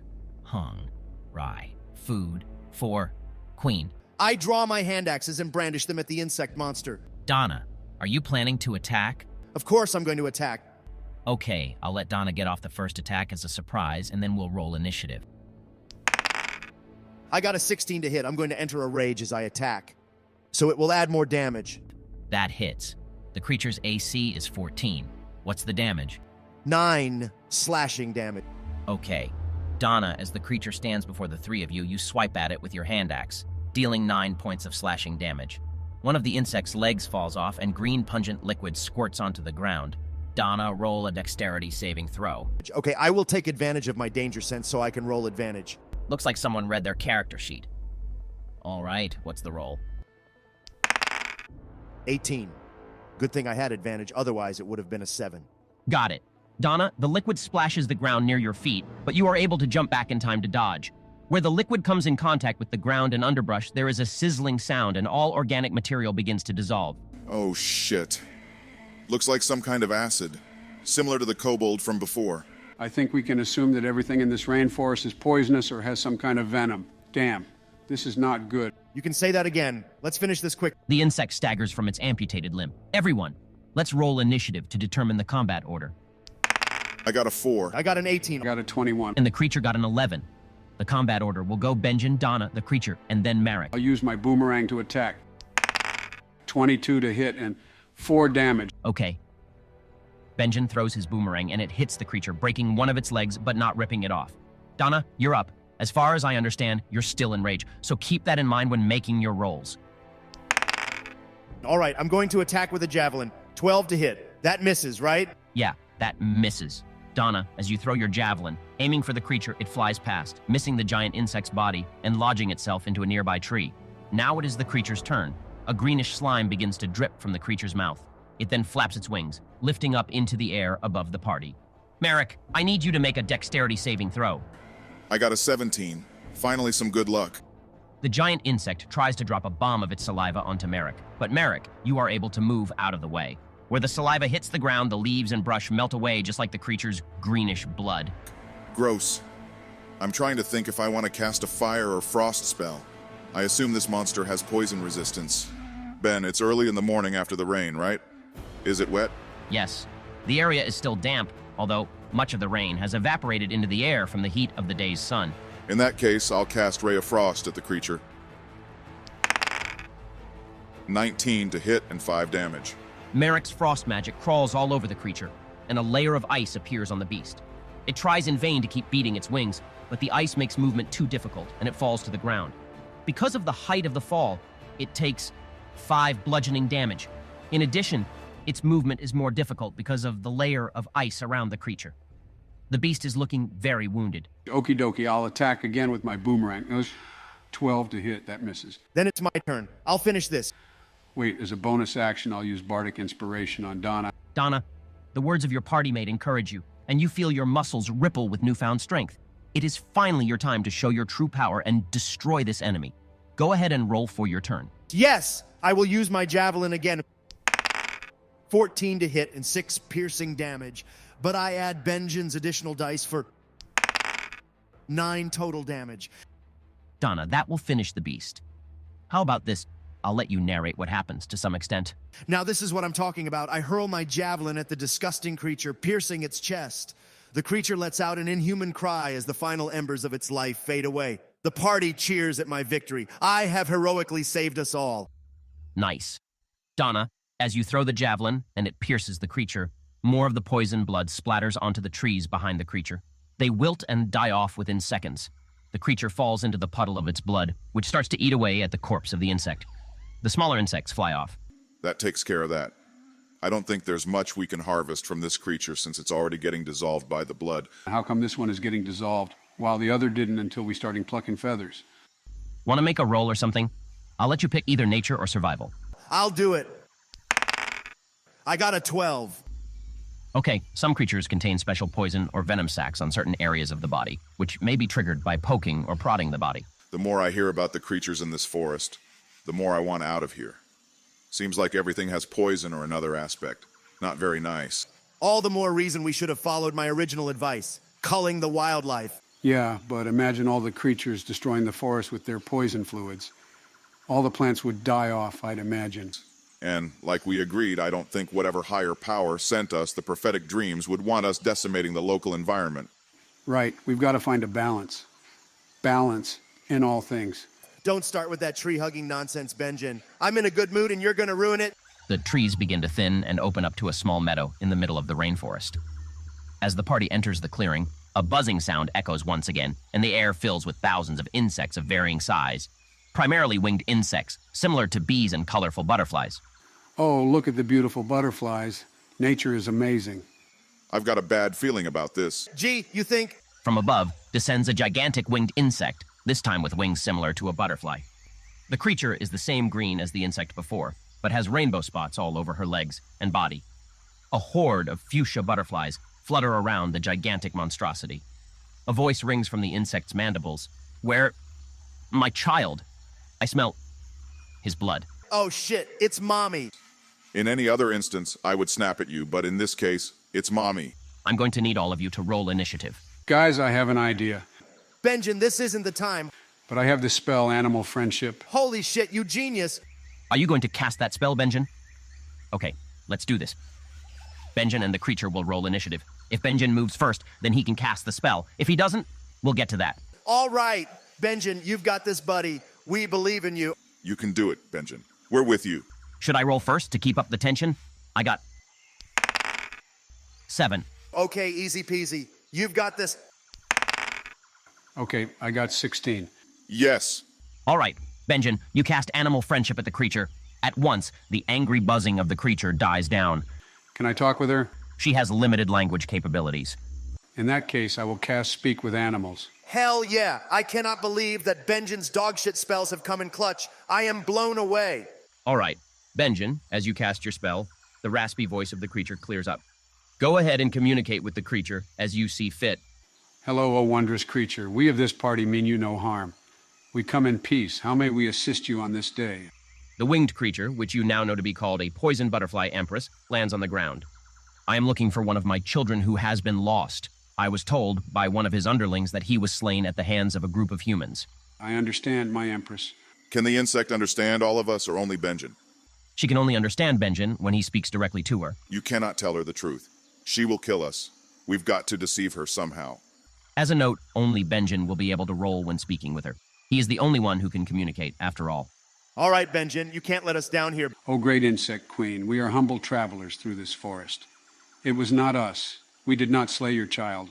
Roll for deception, Benjen. I got a 20. The poison butterfly empress believes you entirely. I see. My children's underlings have brought mistruths to me before. I apologize for the misunderstanding. It is good to know that there are peaceful humans traversing through our forest. Yes, I understand, beautiful Empress. There is no harm done. Since we have happened to cross one another's path, perhaps you might help our party. The large insect tilts her head in confusion. Help? How might we help? We are searching for a human child that was reportedly taken by a goblin into the forest. Might you know anything about this? My children and I do not bother with the green two-legged creatures. They shoot us out of the sky and use our blood on their weapons. They are very impolite beings. I understand. Do you know where we might find this goblin or their encampment? It is not far from here. I warned my children to give the green ones a wide berth. I'm not surprised they have taken one of your children as well. I see. Could you show us where the goblins are on this map? She stares at you in confusion. Map? This one does not know how to use such a thing. The goblin encampment is that way. She points with one of her many legs out of the meadow. You must fly, or walk, for a half hour in that direction. Then you will see. We will do that. Thank you, O wondrous butterfly empress. And I wish a pleasant travel to you. May the bountiful forest ease your path. There are plenty of secrets of the forest that may bless you in your quest. Let's get out of here before the spell wears off. She seems like a nice lady. I think we could be good friends. Benjen, I think she would feed us to her kids as soon as we turn our backs. I agree. Let's hurry away. All right. The party hurries out of the meadow and away from the insect swarm. Guys, before we get close to the goblin encampment, I think we should make a plan for how we're going to deal with this. According to the village's report, it was a single goblin that took the baby, but now we are looking at an entire settlement. Things could potentially get bad. Goblins are small fry, and Donna could crush them. But I recognize that it might be difficult to find the child if we kill them all. Benjen, don't you have the sleep spell? Oh, yeah. I forgot that I added that to my character. I thought it would be nice. Of course you did, Sleepy Benjen. Well, looks like you're coming even more in clutch. We could use that spell before sneaking into the camp to either look for the baby or clues as to what happened. That's my last spell slot, though, until we take a long rest. I'd love to take a long rest. Sleepy Benjen, if we let you take a long rest, I worry that it would be a forever rest. Wake up and get your head in the game. I'm also running low on spell slots. I could use Arcane Recovery, but I think I want to save that just in case. Well, I still think it's a better idea to plan to be as stealthy as possible. I'd like to not give the goblins more of a reason to antagonize the town. You know, if we killed them all, then they couldn't retaliate. I'm just listing it as a choice. Jesus, Donna, we aren't doing that. Goblins are pretty weak, so I think we could fight them off if we just walked up into the camp. What if we split up our party while judging the size of the encampment? Even if Benjen gets most of them asleep, we have no way of knowing if more are hiding. I could hang back in case the goblins get the jump on us. And what am I supposed to do? Sit back and look pretty, since Donna is the supposedly the most beautiful and sexy barbarian warrior woman in the world. I will not do that. Donna deserves to be treated as a valued member of the party. Just because she is a woman does not mean you can treat her as a second-class citizen. Did you really just say that? What? Oh, nothing. Anyway, we have our plan. Benjen will sneak up and cast sleep while I watch from afar to see how the goblins react. If more come out to attack, then I can get off a surprise attack. Donna, you watch Benjen's back and support him if the goblins wake up or there are too many to handle. Fine, whatever. All right. The party approaches the goblin encampment from the route pointed out by the poison butterfly empress. Even from afar, you can see that the so-called encampment is more like a village hidden in this rainforest. What are each of you doing? I'm going to try to find some place where I can see into the village and keep Benjen and Donna in my sight, but far enough away that I won't be spotted. Roll for stealth. Wow, I got a 20. Nice. Marrack, you're able to find a tree that is easy to climb with bushy limbs perfect for concealment. You can see very clearly into the village and have a great vantage point for surprise attacks. I guess I'll just follow Benjen and try to sneak with him. Roll for stealth. I got a 6. Donna, you are unused to be sneaky in combat, so your footsteps track over every dry leaf and limb through the forest. Just to make sure that you don't ruin Benjen's approach, you must step away and won't be able to adequately protect him. Oh, great. Okay, I'll just sneak ahead and roll for stealth. I got a 17. Benjen, you are able to sneak ahead and away from Donna's clumsy footsteps so that you are right at the entrance of the goblin encampment, completely unseen. The goblin encampment is a humble village that feels like a scaled-down version of Melodia City. There are fewer homes and inhabitants, and the size of each building is also smaller than a human village. Outside are several goblins going about their everyday life, working on farm plots, weaving clothes, repairing homes, and cooking over open fires. Can I cast sleep? Sure. What's the range on that? 90 feet. Okay, I'm also going to make you roll performance, which isn't a conventional way to use this skill, but I want to see how many of the goblins you can put to sleep. No problem. I am a bard. Performance is my greatest asset. I got an 8. Damn it, Benjen. You are supposed to be a good bard. How could you do this? Benjen, as you cast the sleep spell, you notice that the effects of the spell get carried away in the wind. You have only managed to put a third of the goblin encampment to sleep. The remaining goblins drop what they are doing to check on their unconscious neighbors. I will stomp into the village and stand in the middle of the goblins. Hello, goblins. I am Donna, the greatest warrior woman in the world. What the hell are you doing? Covering Joe's ass. The goblins' eyes widen as they look over Donna. Several of them approach, looking her up and down. Their language is broken, but you manage to hear. Why here? Why here? Do any of you speak the goblin language? No. I picked Elvish as my bonus language. I have the most languages of us all, I think, but I didn't pick the goblin language. What about you, Donna? I chose Minotaur for Donna's second language. Do you really think that is going to be useful in our role play? I don't care about use. Minotaurs are badass. Facts. Anyway, I will handle these goblins. I, Donna, the warrior woman, am here to see the strongest warrior of this village. Bring them to me. Upon hearing Donna's words, some goblins jump up and exclaim, "Bring Grassam! Bring Grassam!" After several more moments, the goblins clear the way for a young male goblin who is noticeable taller than the rest of the village. Several of the goblins add, "Strongest, he's strong," as he walks past them and up to Donna. How big is this dude? Less than 5 feet tall. And Donna is 6 feet tall. Ordinarily, I would beat the living crap out of him, but Donna doesn't hurt the weak. She will not beat him into his next life. Instead, we will meet as comrades in strength and power. Hello, goblin, you must be Grassam. I am Donna, the powerful warrior woman of the Gold Coast tribe. Gold Coast tribe? Donald just came up with that. I'll allow it. We can work on all of your backstories as the story continues. Anyway. Grassam puffs out his chest with pride. I, Grassam, strongest in the tribe. You, friend? Yes, I'm a friend. I will train with the strongest of this village. Roll for persuasion, Donna. I got a 12. All right. Some of the goblins look uneasy, staring around at their sleeping neighbors, but upon seeing the strength and size of Donna, glance back at Grassam. He nods. We train. We together. Donna, friend. I'll come up beside Donna as well, since she seems to have smoothed things over. Upon the sight of you, Benjen, some of the goblins tense up, but most have simple looks of curiosity in their eyes. Hello, residents of the rainforest.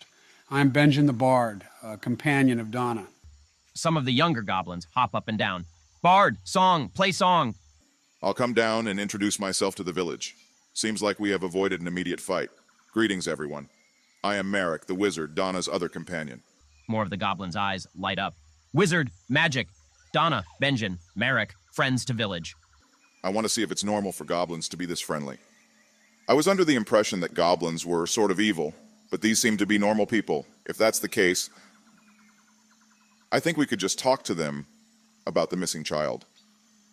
Maybe one of the villagers was acting out of the ordinary, and the rest of the village would have some information for us. Seems like fighting would be counterproductive. Okay, roll for history. I got a 17. All right. Marrack, you have studied goblins, and their friendliness and human-like qualities depend upon the tribe.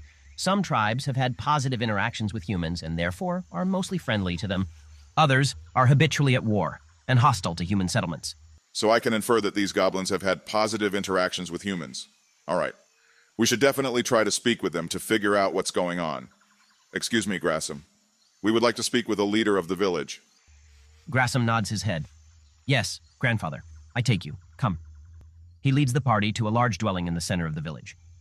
Well, it is comparatively large in context of all the other homes. The three of you have to crouch as you enter the home, and the space is a bit cramped. Inside is an older goblin with a beard. Grassam introduces him. Grandfather Grot, elder of village. Greetings, Elder Grot. I am Donna, the greatest warrior from the Gold Coast tribe. I come with my companions, Marrack the wizard and Benjen the bard. The elder nods his head and responds in clear language. Yes, welcome to the village, Donna the warrior. We welcome you and your servants. But I like this guy. Don't be shy, Marrack. Donna welcomes you as a servant. No, we are not doing that. Anyway, we thank you for the kind welcome into your village. Our journey through the rainforest was difficult. Yes. Did you come from the human city near the coast? The humans do not usually come this far into the forest. Creatures attack and keep them away. You three must be strong to make it here. Yes. I carried these two through the forest, as I am used to these conditions, unlike these two softies. For that matter, your village looks very comfortable. It reminds me much of home. Grot nods with appreciation. Thank you, Donna the warrior. Are you three journeying to Melodia temples for the rite of songs?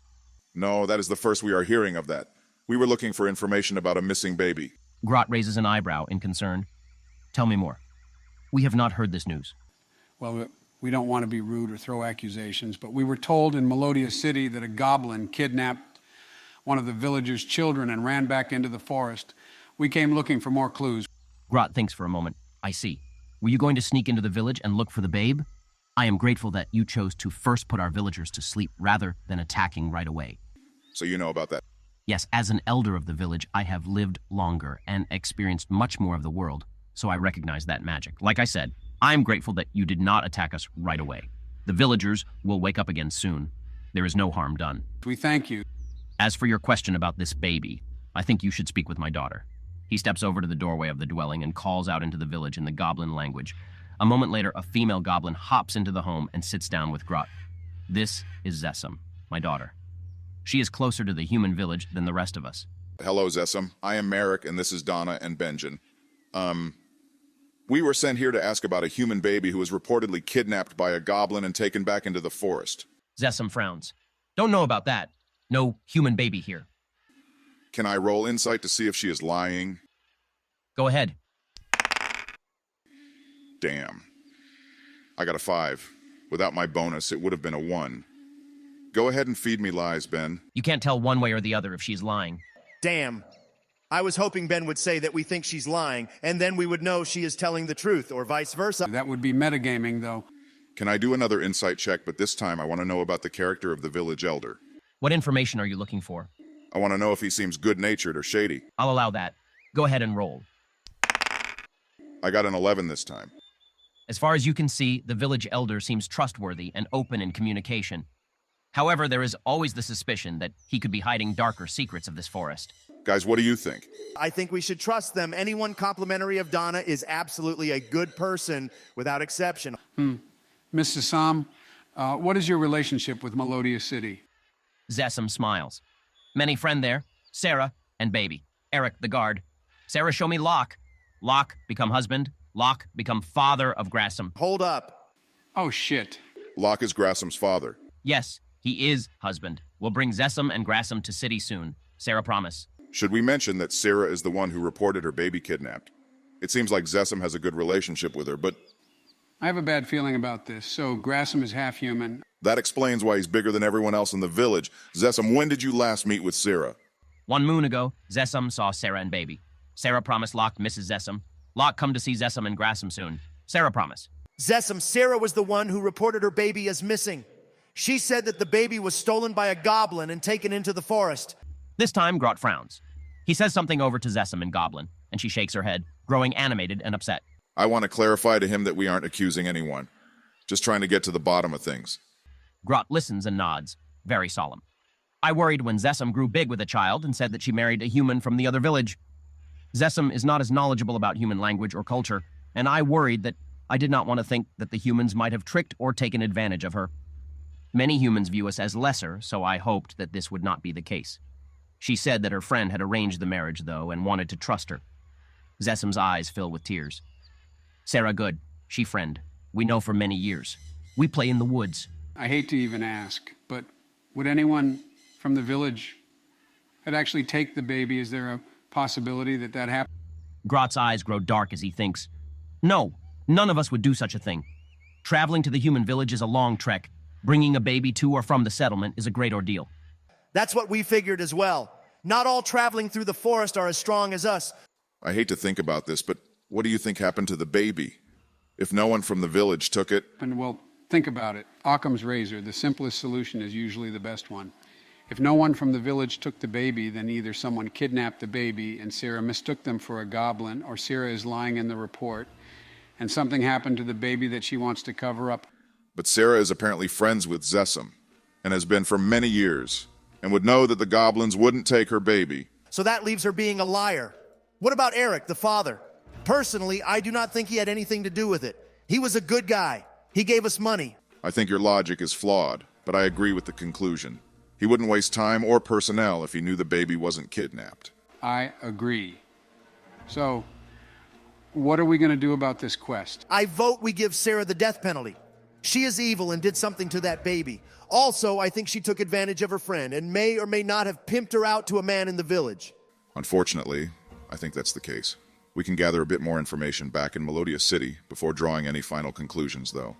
It's not our responsibility to decide what happens to Sarah. We should leave that up to the town.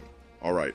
I want to clear up with Grot what we've come up with and share our thoughts, including that Sarah most likely used Zessam and lied about the marriage to Locke, or whatever his name was. Grot listens to you speak, his face grave. This is very dire news, but I thank you for bringing this information to light. While Zessam was listening, she did not pick up all of what you said, so Grot conveys it over. Her eyes well up with tears, and she bolts out of her father's dwelling. I truly am sorry. We thank you regardless. In the least, there was no bloodshed, and we have a better understanding of how to treat the humans. Again, thank you. The three of you are welcome to stay and rest in our village. I know it was likely a difficult journey from the village. This might be rude to ask about, but what did he mean when he mentioned something about some temples in the forest? Oh, right. Grot smiles a weary smile. It is an old tradition that has been mostly lost to the humans. Every year, one of our village makes a journey to each of the 3 temples in this forest to pay homage to our goddess. The humans have stopped making this journey as it is difficult to navigate the forest, as you 3 are aware. Temples, huh? I wonder if this has something to do with our dreams. Who is this goddess you pray to? We are not natives of this land and don't know much about these old traditions, but they sound intriguing. Grot nods in understanding. If you wish to know the goddess, you must hear her voice. One of her messengers lives near our village and can show you the way if you wish to learn more. We do. I see. In that case, I will have Grassam take you to the messenger. It is a very short journey from the village, less than an hour of walking. After, you may all come back to our encampment and share in a delicious dinner. The party exits the dwelling and soon find themselves back in the woods, although this time led by an eager Grassam, who navigates through the brush like a fish in water. Messenger here, he says, as he brings the party to a strange hovel carved out of a tree. He bows his head as the trees clear. You go, you knock. Messenger meets you. I wait here. And with that, he settles back into the shadow of the woods. If this is a trap, I swear to God. I'll get ready just in case. Okay, I'll knock on the door. After a moment, a young lady with orange hair opens the door and stares out at the 3 travelers. She looks like a human, but Marrack, you can see that she is covered in an aura of magic, and it is more likely that she is some sort of fey being. Her attire is reminiscent of a witch, and her hat looks like that of a mushroom cap. She speaks softly. Yes? Hello? How can I help you? Hello, lovely young miss. We are travelers in this rainforest looking for the messenger of the goddess. The young lady straightens up. That is me. I am Mem, a messenger of the goddess. Which of you would like to hear her words? We all would like to hear them. We have traveled to this land in order to help calm the storms and raging magical creatures that have disturbed the balance of nature. I see, but it is customary that one of you open your ears to the goddess and spread her word to others. Only one of us, huh? I'll do it. Let me talk with this goddess. Mem looks you up and down and frowns. I am sorry, but I can see the dark energy of many slain creatures at your hands, as well as the chaos in your heart. The goddess requires a more even-tempered servant. Servant? In order to hear the goddess, we have to become a servant of them? Grot didn't tell us about that. Mem smiles. Grot is a good child. He has sent a member of the goblin village each generation to speak with the goddess and share her words with their settlement. Maybe I should do it. I don't have a lot going for me in terms of combat. I think this would help make me a more important and useful member of the group. Plus, if songs are involved in this story, I think being a bard will be important. Fine. Do what you want. I think that's a good idea, Benjen. So you will listen to her words? Very well. Come, and I will show you the path to speak with the goddess. She pulls out a large mushroom from the pocket of her dress. Eat this. You will hear her words. Oh my God. This goddess is a druggie. Perfect for Sleepy Joe. Shut it, Donna. And I'll eat the mushroom. Nom nom. Benjen, as you swallow down the mushroom, the air around you clouds, and you see a vision of a woman among them, as well as hear her voice, clear as a bell. Hello, my child. You have opened your ears to me. Hear me and listen well. I can no longer hear the voice of my sister, and I long to be reunited with her. I cannot hear the path of her song so that she might find her way to me. Oh, goddess, what is your name? I am Arya, the goddess of harmony. Please find and reunite me with my melody. Is it you who called me here for this purpose? Did you grant us these prophetic dreams? It was not I. Please, good man, tell me that you will bring me closer to my sister. It will be done, my goddess. Benjen, the words of the goddess fill your heart with a strange calm and purpose. Do you have your character sheet? From this point on, you will also be classed as a cleric. Oh, goody. Woo-hoo. That is so rigged and not fair. Why does Sleepy Joe get to have 2 classes? If I had known that this was the result of speaking with the goddess, then I would have insisted. This is so rigged. Donald, chill. The goddess spoke of her sister, so I assume there is another goddess we will have to contact. You will have your chance then, assuming you don't die before we get there in the story. You two are not good at staying silent and out of Benjen's vision. Anyway, Benjen, the goddess's words and vision clear up, and you are back in the hut with the rest of the party. Strangely, Mem is nowhere to be found. It is as if she disappeared. Wow, guys, you're not going to believe this. The goddess spoke to me. I know everything now. Even if she spoke to you, Benjen, I doubt that is true. A character is only as smart as the person playing them. Exactly, which is why Donna is a genius.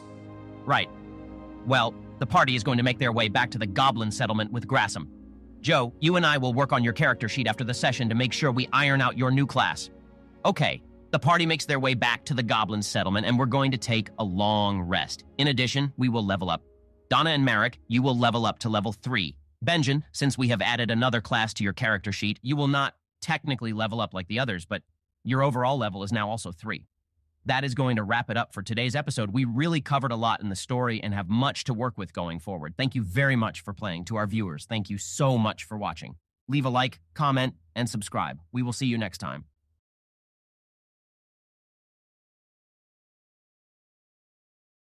Hello, lovely viewers. Before we get into the game, I just want to thank all of our new subscribers, as well as all of the wonderful comments left on the videos.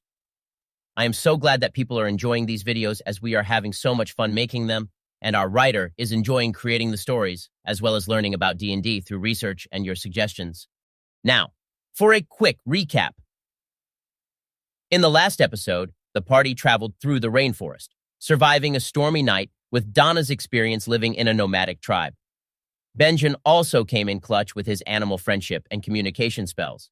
Then, the party arrived at a goblin encampment and learned that there are some issues between the goblins and humans, to put it lightly. Finally, the party made contact with Melodia's patron goddess, and Benjen became her servant, adding the cleric class to his character sheet.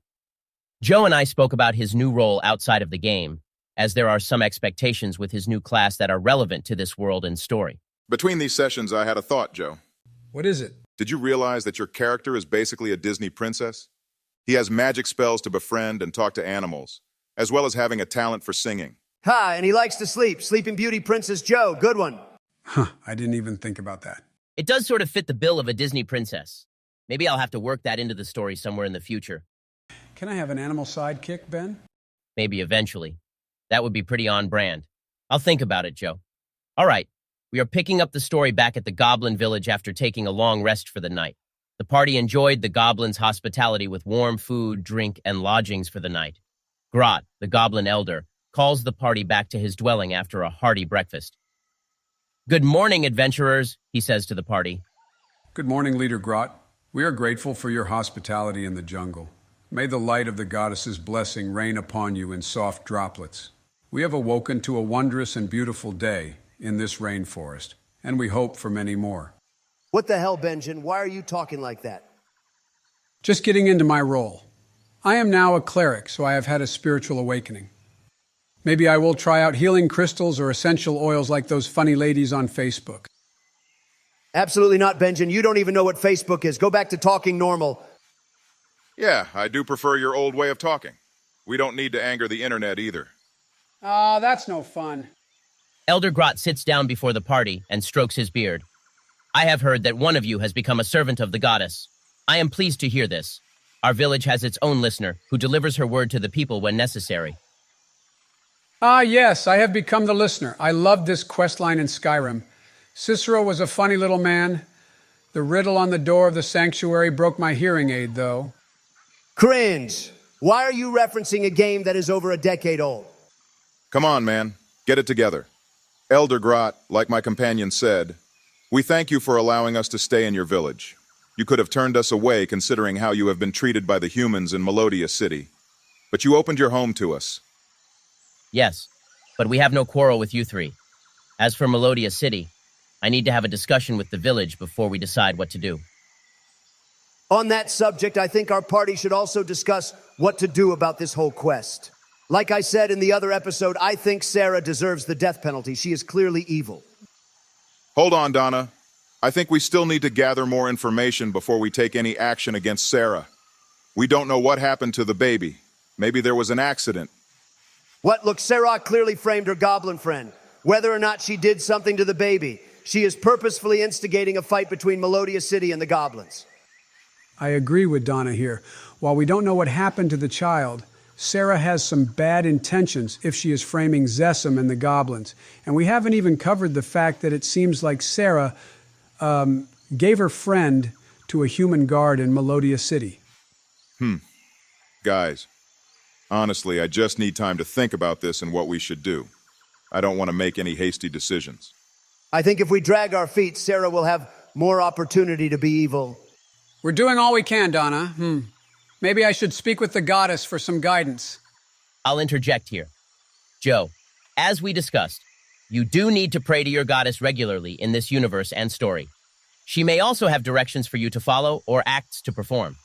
This is what it means to become a servant of the goddess. I see. So, his secondary class comes with some expectations. Interesting. Ha! I see. Joe has become a simp for a power-up. Donna would never need to lower herself in this way. I seem to remember you were annoyed that you didn't get a secondary class last episode. And now I've changed my opinion. I can't change my opinion, just like the woke left, unable to accept that people change. Chill, Donald. Grot ignores the bickering of Donna and Marrack. Instead, he addresses Benjen. The goddess will certainly give you guidance about where to go from here. I would have you speak with our listener, but he is always deep in a meditative trance and only leaves his hut to deliver the goddess's words to our village. You will need to speak directly to her for your own direction. That said, I was contacted by the messenger about seeing the three of you to your first temple offering. She should meet all of you at the entrance of our village later today, perhaps after you consult the goddess on your own. I see. We thank you for this advice, Elder Grot. Benjen, we will let you have your time to pray to the goddess. Is there anything else we need to cover while here? I would just like to inform Grot that I am on his side with the humans in Melodia City. Donna will protect the goblins from evil. Grot smiles. We thank you, Donna the warrior. You are a good friend to the village. All right, the party exits Grot's dwelling. Benjen, you will basically need to get into a meditative state in order to communicate with the goddess. Okay, I'll just go off to the side and sit at the edge of the forest. If you are sitting near the edge of that poison-ridden hellscape, you will need protection. Donna will serve as your bodyguard, Benjen. You may thank me later. Donna, you know when you talk like that, it totally undermines the kind act of guarding him. Because Donna does not do things without thanks. That is the way of the world. Maybe the way of your world. Can you two be quiet? I'm trying to commune with the goddess. Benjen, you close your eyes and breathe deeply. Marrack and Donna watch over as he goes into a meditative trance. Ben, while he meditates, can I check the goblin village for an armorer? I feel bad for interrupting, but I'm trying to save time if we are going to set off soon. We can do a bit of shopping before all of you leave, sure. Let's do it after Benjen finishes his meditation. I'm worried that if we leave him for too long, Joe will go into a real meditative trance. Right, Joe? Joe! Joe, wake up! Whoa, what? Joe, you're role-playing Benjen going to sleep. You don't have to actually go to sleep. Sorry, I just got into the mood, you know? Brock, we'll get to shopping in a second. Got it. All right. Benjen, you dive into a meditative trance, and the visage of the goddess appears in your mind.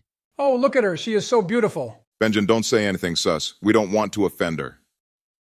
Marrack and Donna, we are now in Benjen's consciousness, so the two of you will have to keep quiet for a moment. It wasn't me this time. Why are you always blaming me? Damn it, Ben. Benjen, the goddess form materializes in your mind.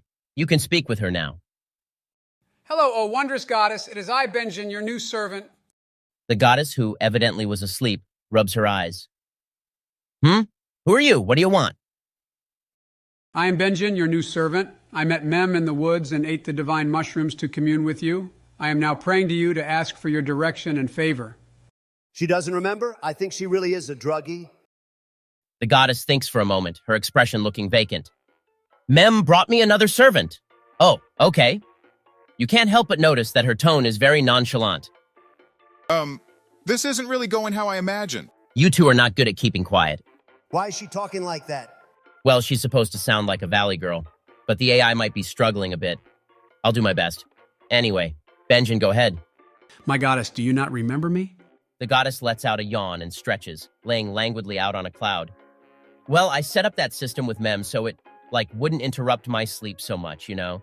It's tiring to talk with the lower world so much. A total bore. We haven't actually met yet.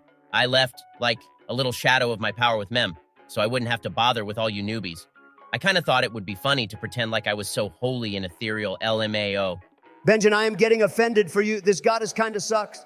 I understand, my goddess. Then I will introduce myself to you now. I am Benjen the Bard. I am traveling with my friends, Marrack the Wizard and Donna the Barbarian, in order to bring peace to the kingdoms of Melodia and Harmonia.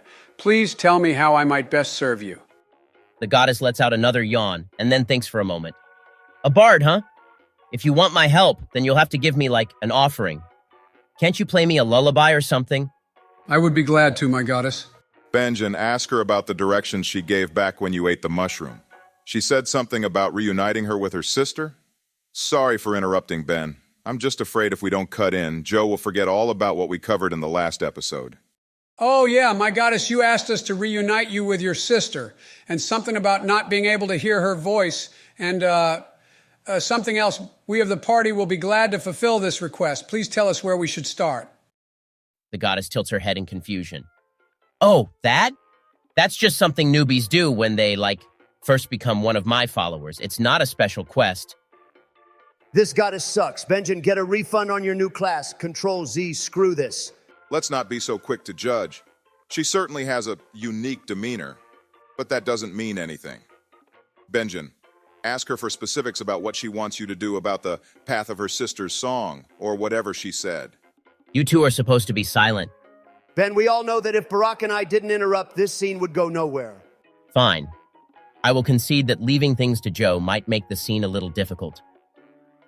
My goddess of harmony, tell me the path I should take so that you might hear the voice of your sister once more. The goddess lets out an annoyed groan. I have to tell you that too? Didn't Mem teach you? Grot mentioned that Mem is meeting us at the entrance of the Goblin Village. Maybe that's what she wanted to talk about. Yeah, that makes sense. Why the hell did she disappear yesterday then? The goddess thinks for a few moments, and then answers Donna, breaking through the confines of Benjen's meditative state. Oh, right. I did ask her to plant more magic mushrooms. She was probably in a hurry to do that. I was right. She is a druggie. You guys can see her too now? Yeah, Benjen. They can see her as well now. We've got to keep this scene moving somehow. Goddess of Harmony, you said yesterday that it wasn't you who called us to this land. Do you know who might have done that? Huh? The goddess flips her hair with exasperation. I said it wasn't me you saw yesterday, didn't I? Gosh, do you think I'm, so totally stuffy all the time? Anyway, I don't reach out to the mortal plane. It's such a drag, TBH. I'm going to ignore her rudeness. Do you know an entity in these lands that might grant prophetic dreams? The goddess of harmony thinks, a frown forming on her face. Dunno. You could ask my sister. She'd probably know. She lets out a long sigh. Are we done yet? I'm so tired. By all means, do not let us keep you from your rest, my goddess. But how are we supposed to speak with her sister? The goddess scoffs and rolls her eyes. Follow Mem's directions, duh. I'm going to sleep now. Bard, if you want to talk again, you have to prepare an offering. I like music, sweets, and magic mushrooms, okay? Yes, my goddess, I will prepare many gifts for you. The image of the goddess clears. Benjen, do not forget that you will have to pray or prepare gifts for the goddess regularly as an acolyte. Anyway, I'd like to shop in the Goblin Village real quick. I need to add something to my character to increase his AC. What's wrong, Marrack? Scared that you can't hold a flame next to Donna? Shut it, Donna. And the phrase is can't hold a candle to. Anyway, I saw in the comments that you aren't even supposed to be wearing armor. What? Didn't you know that? Barbarians aren't supposed to wear armor. Whatever. I don't need to follow those stupid rules. They can't tell me what to do. That is literally the purpose of rules. They tell someone what to do. Not me. No one tells me what to do. Sure, whatever. Anyway, the party looks around the Goblin Village, but there is only one shop that might be able to fill an order for human-sized adventurers. You could leave an order with them and pick it up later, Marrack, if you want to get some new armor. Right, goblins are quite small and wouldn't have armor for a human or similar size up. I'm sure Mem is going to meet up with us for some kind of quest, like Grot alluded to. So we could put off the shopping trip until after that. You want to wait to go shopping for later? Yeah, I think that's the best bet. If, hypothetically, I left my measurements with the armorer here, I suspect I would be expected to buy something, even if it's too expensive. We could make a trade if we don't have enough gold. Trade what exactly? We could take Donna's armor and trade. Excuse me, what? Not a bad idea. Like I said, barbarians aren't even supposed to be wearing armor, Donna. That's what the comments said. That is fake news. You cannot steal Donna's clothes or armor. What do you think you are doing? I cannot believe this. Look at this. Two grown men literally trying to steal Donna's possessions, the clothes off her back, in order to clothe themselves. If I was still allowed on Twitter, I would get you two so canceled. We're just kidding with you, Donna. Don't be like that. Don't you dare talk to Donna that way. Well, let's move on. The party see Mem at the entrance of the Goblin Village, waiting for them. She is still wearing her witch attire and mushroom hat, but carries a travel pouch for adventuring. Good morning, Mem. It is good to see you again. We were told by Elder Grot that you wish to see us. Yes, Mem says. I am here to accompany the goddess of Harmony's newest acolyte to his pilgrimage. I apologize for disappearing yesterday. I got a sudden request to spread new mushroom spores in the rainforest. I understand. Thank you for taking your time to accompany us. Of course. If you are all ready, we will leave at once for the temple. It is about an hour's walk from here, hidden deep in the trees. I will explain more once we arrive. I don't mean this to sound rude, but will this pilgrimage take long? We have another quest that we are in the middle of. The journey to and through the rainforest temple will not take more than a day. You will be back at the Goblin Village before the sun is down, I believe. Is that good enough? Yes, that is perfect. After we complete this errand, we can focus back on the baby quest. The party, plus Mem, arrive at the rainforest temple. The temple is a large, moss-ridden stone structure with a staircase leading to an open archway. This is the goddess of Harmony's rainforest temple. She gestures to a statue at the front of the temple and continues. Servants of the goddess must perform a piece of her ritual song before this stone statue, and then the road to the central temple will become known. Well, there are 3 temples in all before the central temple. But you get the picture. This seems so unnecessary for a goddess who just likes to sleep and eat drug mushrooms. Mem looks annoyed with Donna's comment. The goddess is a lover of music, and the music you must play here is part of an ancient tradition long known to Melodia. You must bring melody back to the goddess of harmony. After all, true music cannot exist as one or the other. You need both melody and harmony to create song. Yeah, whatever. So Benjen has to play the song at the statue and go to the next temple and then do the thingy at the other place and whatever. What's in it for the rest of us? Mem glares at Donna. Well, there is treasure within these temples. You must traverse the goddess's challenge underneath the temple in order to learn her sacred music. And the goddess imbues these temples with her power to replenish the rewards for her followers. Treasure, say no more. We will crush this challenge and collect all the treasure. So, Mem, are you going to join us for the challenge? Yes. The goddess told me that she was concerned about her new servant getting confused in the temple. For that reason, I will assist you in this first challenge. Beyond that, however, you must find your own way. I will not guide you through the challenge. My only role is to ensure that you are not, well, killed outright. We will complete this challenge, and I will perform this ritual for the goddess. We shall not fail in this quest. Why are you so into this, Benjen? Oh, I just want to make the goddess happy. She seems like a nice lady. Simp! Chill, Donna. Let's go with it for the story. Even if we aren't enthusiastic about this goddess, I am interested in this temple. Also, I have the suspicion that Mem is kind of a cracked character. I want to see how she fights. I will not confirm nor deny Mem's abilities, though I did plan out a detailed character sheet for her. Anyway, The party and Mem step down the staircase and into the lower temple. The light fades behind the adventurers. As the party arrives at the bottom floor of the temple, there is a sliding sound behind the characters, stone scraping against stone. A door has sealed the adventurers into the depths of this temple. All right, guys, this is going to be our very first dungeon of the campaign. Ben, I can't lie. This goddess is a stupid character, and I had a feeling this was going to be a dungeon of sorts. Ordinarily, I would bully you for the stupidity of all this. But Donna is ready to kill something and claim the treasures of this dungeon. Donald and Donna both like shiny things, noted. Well, I'm curious to see how all these stories weave together. I smell some lore with this goddess, even if she is a bit of an eccentric character. I'm just happy to be included. Oh boy, our first dungeon. That's nice, Joe. Let's tackle this dungeon. We can do it. The party has arrived in a long hallway lit by torches. Several feet ahead, the path branches out.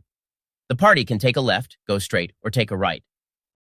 That tells us a whole lot of nothing about the dungeon, Ben. How are we supposed to know which way to go? Mem reminds you that the goal of this dungeon is ultimately to learn the goddess's ritual song. This information will be located in the final treasure room, aka the music room, along with an exit back to the entrance of the temple. If you want additional information about the paths, you need to roll. Fine. What can I see about the 3 branching paths? I got a 6. Okay. Donna, the only information you can glean is the sound of something moving across the stone in the path ahead of the party. You have no idea what the sound is coming from, however. I will run towards the sound. What? Think about it. It could be a monster ahead, and monsters always guard treasure. Donna, don't be an idiot. That treasure is mine, boys. Donna, as you run ahead, you find your path blocked by the figure of an insectoid creature. It is ribbed with black armor-like carapace structures with legs jutting out of the back of the bipedal creature. You kill it with fire. Kind of looks like a spidery monster. Spiders are arachnids, not insects. Hey, have you guys seen that one anime? Isekai anime are my favorites. This is no time to be a weeb, Benjen. Get your head out of your ass. Let's beat this thing. Mem, irritated by Donna's lack of caution, pipes up. The goddess's challenge includes many creatures to be dealt with in this labyrinth. This one appears to be a widow knight. Ben, I ran up on this monster so Donna can make a sneak attack. No. The party looks down at their feet and notices an array of silver silk strands across the dungeon floor. While the silks are not sticky, they are connected to the feet of the widow knight. One of you want to roll investigation? I got 16. Marrack, you recognize these silks as something similar used by other monsters. While this variety of silk does not trap opponents, it alerts the owner of the web when creatures approach. So, no sneak attack, Donna. Damn it. Let's all roll initiative now. I got 16. 17. 12. Mem got a dirty 20 and the Widow Knight got a 19. The combat order will go Mem, the Widow Knight, Benjen, Marrack, and then Donna. This is so rigged. A godly warrior woman like Donna would not go last. The godly warrior woman Donna is going last. Mem begins the fight by casting Erupting Earth as a 5th level spell. 5th? Holy shit! She warned you that this dungeon is no joke. Anyway, the Widow Knight is unable to dodge Mem's spell, which does 28 bludgeoning damage. Earth and stone cracks into jagged posts, colliding with the armor of the monster. Additionally, the monster stumbles further back from the party. Losing its footing for a moment, it shoots out a glob of webbing from its hand and onto the nearby wall, allowing the Widow Knight to bounce back from the attack. It raises its other hand and shoots out another glob of web towards Donna. That's a 19 to hit. That hits, damn it. Donna, you are now grappled, covered in the elastic web and glued to a wall. For your upcoming turns, you can make a saving throw in order to escape. In your case, I will allow you to roll with strength, but I believe one of your character features allows you to roll with advantage for dexterity. Your choice. Benjen, it is now your turn. All right. Okay, I'm going to use Bless as a 1st level spell, which allows the other 3 members of the party to add 1d4 to an attack roll or saving throw. I also want to use Bardic Inspiration on... On me! Use it on me! Okay, I will use Bardic Inspiration on Donna. Just as a note, Benjen, I'm going to switch the order of those two actions, since Bless requires you to keep your concentration for the spell to stay active. I don't think that's proper form, but I haven't explained to you all about concentration spells. Now you know. All right, Marrack, you're up. Ben, could I attack the webbing of the Widow Knight to free Donna? You could, but that would take up your entire turn, and you wouldn't have the chance to attack the enemy monster. Do we know how many hit points this monster has? Can Mem tell me? I'm kind of terrified that she did 28 damage to it, and it seems to be doing just fine. Without going into specifics, Mem notes that this enemy could take several of her attacks without falling. Oh shit. Okay, sorry Donna, but I think we need to kill this thing as soon as possible. Let's just say I trust in your ability to escape on your own. Fine, I get it, Marrack. I was expecting more whining from you. I'm well aware that we are in some deep shit. Now isn't the time. Fair enough. Okay, I'm gonna cast Burning Hands as a second level spell. Dex save is 13. That's a natural 20. Are you kidding me? Marrack, as you cast the spell, the Widow Knight dodges out of the way. Additionally, as your flames make contact with the stone floor of the dungeon, the monster's warning webbing catches flame. Sparks shoot up all around you. All of you will need to make a dexterity saving throw to avoid the flames beneath your feet. Donna, you will be exempt from this. Unluckily, the fire does not spread to the webbing that is grappling you. I got a 4. With the blessing, that's a 6. I got an 18. And Mem got a 12. Marrack, you will take 2 points of fire damage before stomping out the flames under your feet. Okay, that's not too bad. Your turn, Donna. Okay, I'll make a dex saving throw to escape from this webbing. I get advantage with danger sense. I got a 13 and an 11. Do you want to add a roll from Bardic Inspiration? Do I need it? I can't tell you that. Oh, come on, Ben. Fine, I'll add it to the 13. What the hell? This is so rigged. I only got 1. This game is trash. Donald, you get to add another dice roll because of Benjen's blessing. Benjen, I am sorry that I ever doubted you or your trash goddess. I got another 1, even with 2 extra rolls. I only got a 15. I hate this game. Well, I did anticipate this since you guys were getting really lucky last episode. I didn't expect the luck to even out so quickly, though. Anyway, Donna, you struggle in the webbing, but you aren't able to wiggle your way out of being grappled. I'm going to get a refund on these dice. Donald, we are using online dice to roll. I'm going to get a refund on this computer then. Don't sweat it, Donald. We'll get through this. Joe, you and Benjen better shut up and bless us harder, or we are all going to die. We are back at the top of the round. Benjen, I believe your blessing lasts up to 1 minute. We'll say that ends after this next round, okay? Mem will take her turn. First, she casts Wall of Sand as a 3rd level spell. In addition, she uses 2 sorcery points in order to cast another spell as a bonus action. She casts Erupting Earth as a 4th level spell, which hits, dealing 23 bludgeoning damage. So, Mem raises her arms, and a sandstorm raises in the hallway of the dungeon, blocking the path between the party and the Widow Knight, which is now blinded. She stomps, and more pillars of earth erupt from the ground, hammering into the monster and knocking it back from the party. The Widow Knight is looking very weary now, and you can see chinks in the monster's armor. What an absolute legend. Mem is my goddess. A sorcerer, huh? Maybe she is multi-class like Benjen. Yeah, I am concentrating. Now it is the monster's turn. As I said, it is blinded. It shoots out 2 globs of web from its hands but misses. The globs splat onto the stone walls around you. Benjen, it is your turn. If you want to cast another spell or attack, you will have to break your concentration. Don't do it, Benjen. I need you so I can escape, and also so we can kill this monster. But that part is less important. I will keep concentrating on this blessing. Can I use Bardic Inspiration again, though? I'll use it on Donna. I'll allow that. Got it. Next up is Marrack. I'm gonna attack with poison spray. That will hit automatically since the Widow Knight is blinded. What's the damage? 9 damage. Kind of pitiful next to Mem. It is what it is, I guess. All right, Donna, you're up.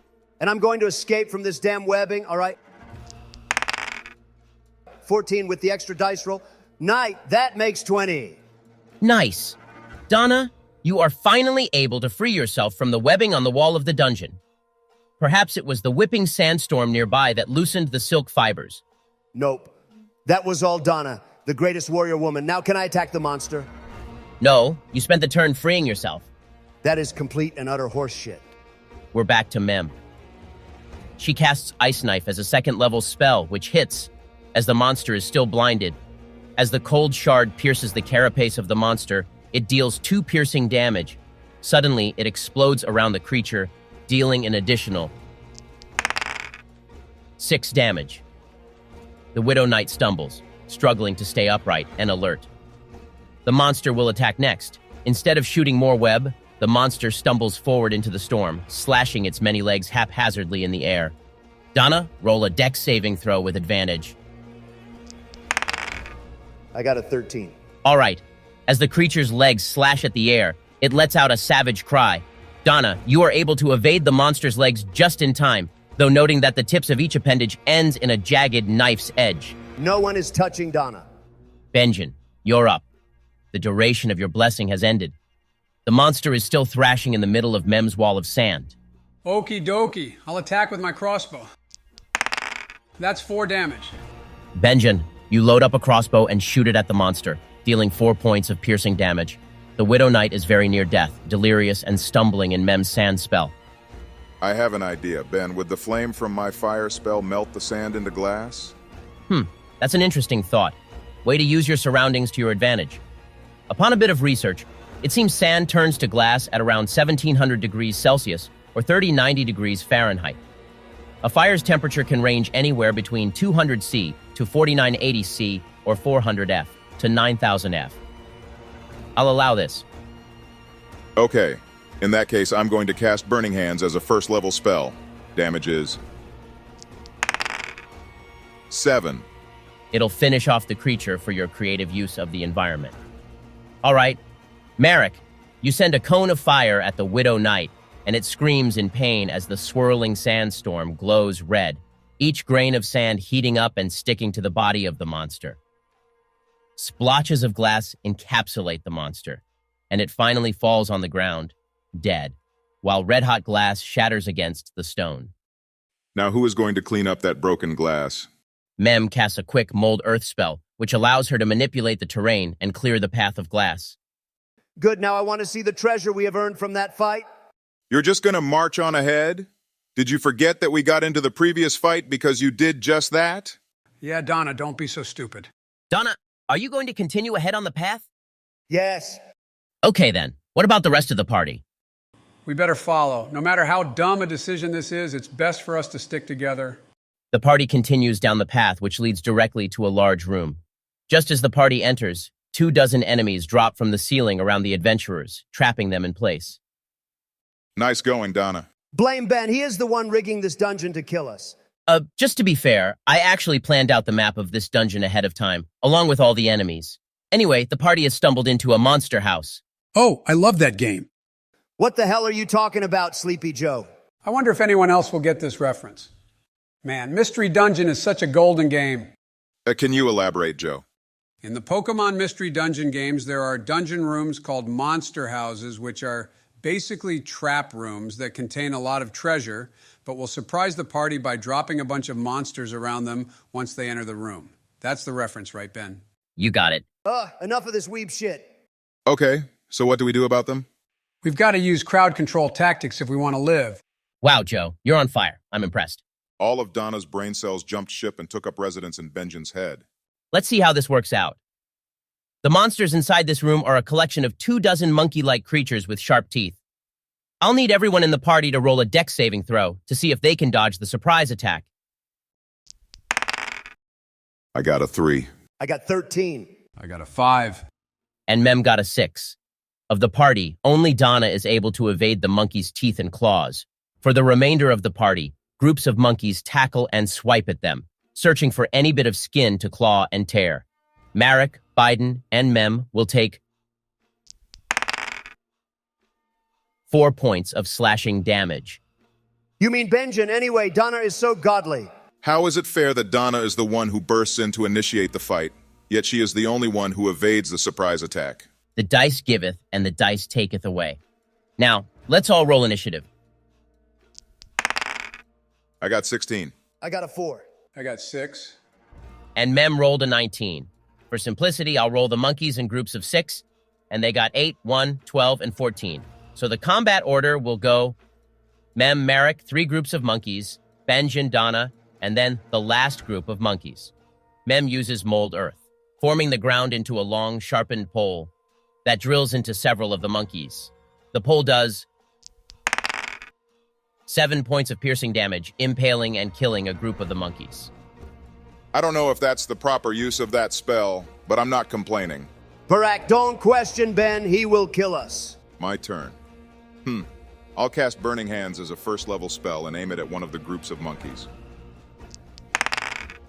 That hits. Okay. Whoa. 18 damage. I rolled 6 on all of the dice. I feel like I just used up all my luck. Whoa. That's going to take out another group of the monkeys. It's not like I want to kill you guys, but I was planning on this being a challenge. All right. Next group of monkeys are going to lunge at you, Marrack, trying in vain to prevent you from attacking their brethren. The sight of so many of their numbers cut down in an instant has enraged them. Their teeth and claws desperately slash at the air, searching to tear up any piece of you they can grab hold of. That's a 19 to hit and 5 damage. That puts me below half health, guys. Benjen, it's your turn. 5 little monkeys jumping on the bed. One fell off and bumped his head. Mama called the doctor, and the doctor said, "No more monkeys jumping on the bed." Joe, focus. Oh, right, okay. Can I cast Sleep on the monkeys? Sure. Roll for how many monkeys are put to sleep. Your roll will be for the hit points, as detailed on your character sheet. I got 27. All right. This is complicated with so many monkeys to deal with. That would put almost an entire group of the monkeys asleep. All right, I'll give you that. Benjen, you are able to put one of the groups of monkeys asleep. The party will need to act quickly so that the final group of monkeys do not shake their brethren awake. Leave that to me. I'm going to attack the group of monkeys that are still awake.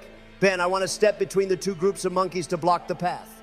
Sure, I'll allow that. I'm going to enter a rage and attack with my hand axes. I can only attack 1 monkey at a time, though. I'll let you roll to hit the monkeys in the group. Roll 6 times for a hit. 13, 19, 23, 9, 15, 21.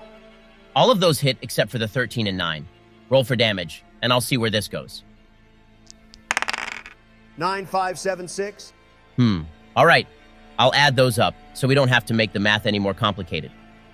Donna, your hand axes slash through the group of monkeys, driving them back and felling half of the group.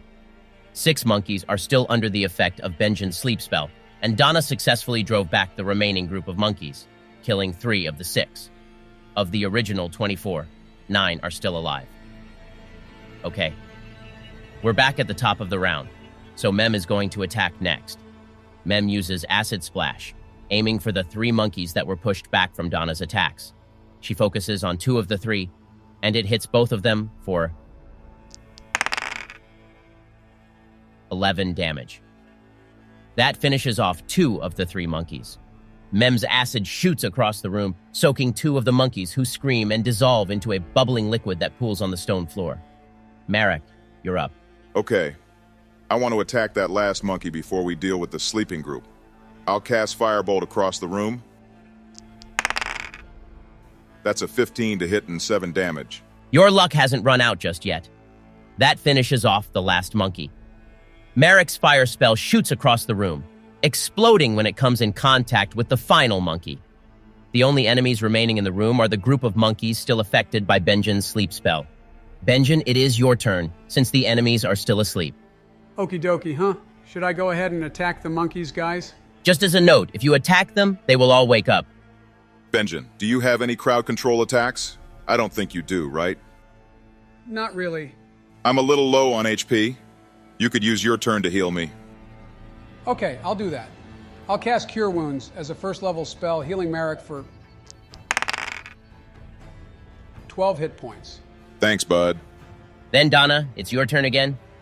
All right, I'm going to enter a rage again and attack with my hand axes. Just like before, roll to see if you hit the monkeys. I'll let you roll with advantage since they're asleep. Natural 20, 21, 14, 24, 19, and 12. All of those hit except for the 12 and 14. Roll for damage and tell me the total. 35 damage. Okay, that leaves 2 monkeys remaining. Mem steps back from the group to skip her turn. What? She reminds you that she is not here to complete the challenge for you, only to offer assistance so that you make it through this challenge alive. Then it's up to me to finish off the last 2 monkeys. I'll cast Burning Hands again as a first-level spell. You need a dex saving throw of 13. Both hit. That's 12 damage to the monkeys. The monkeys howl as they are jolted away by Donna's attack, only to be quickly scorched with Marrack's fire spell. As the last monkey collapses in a heap of singed embers, the door to the room slides open again. We did all of that work. Now where is my prize?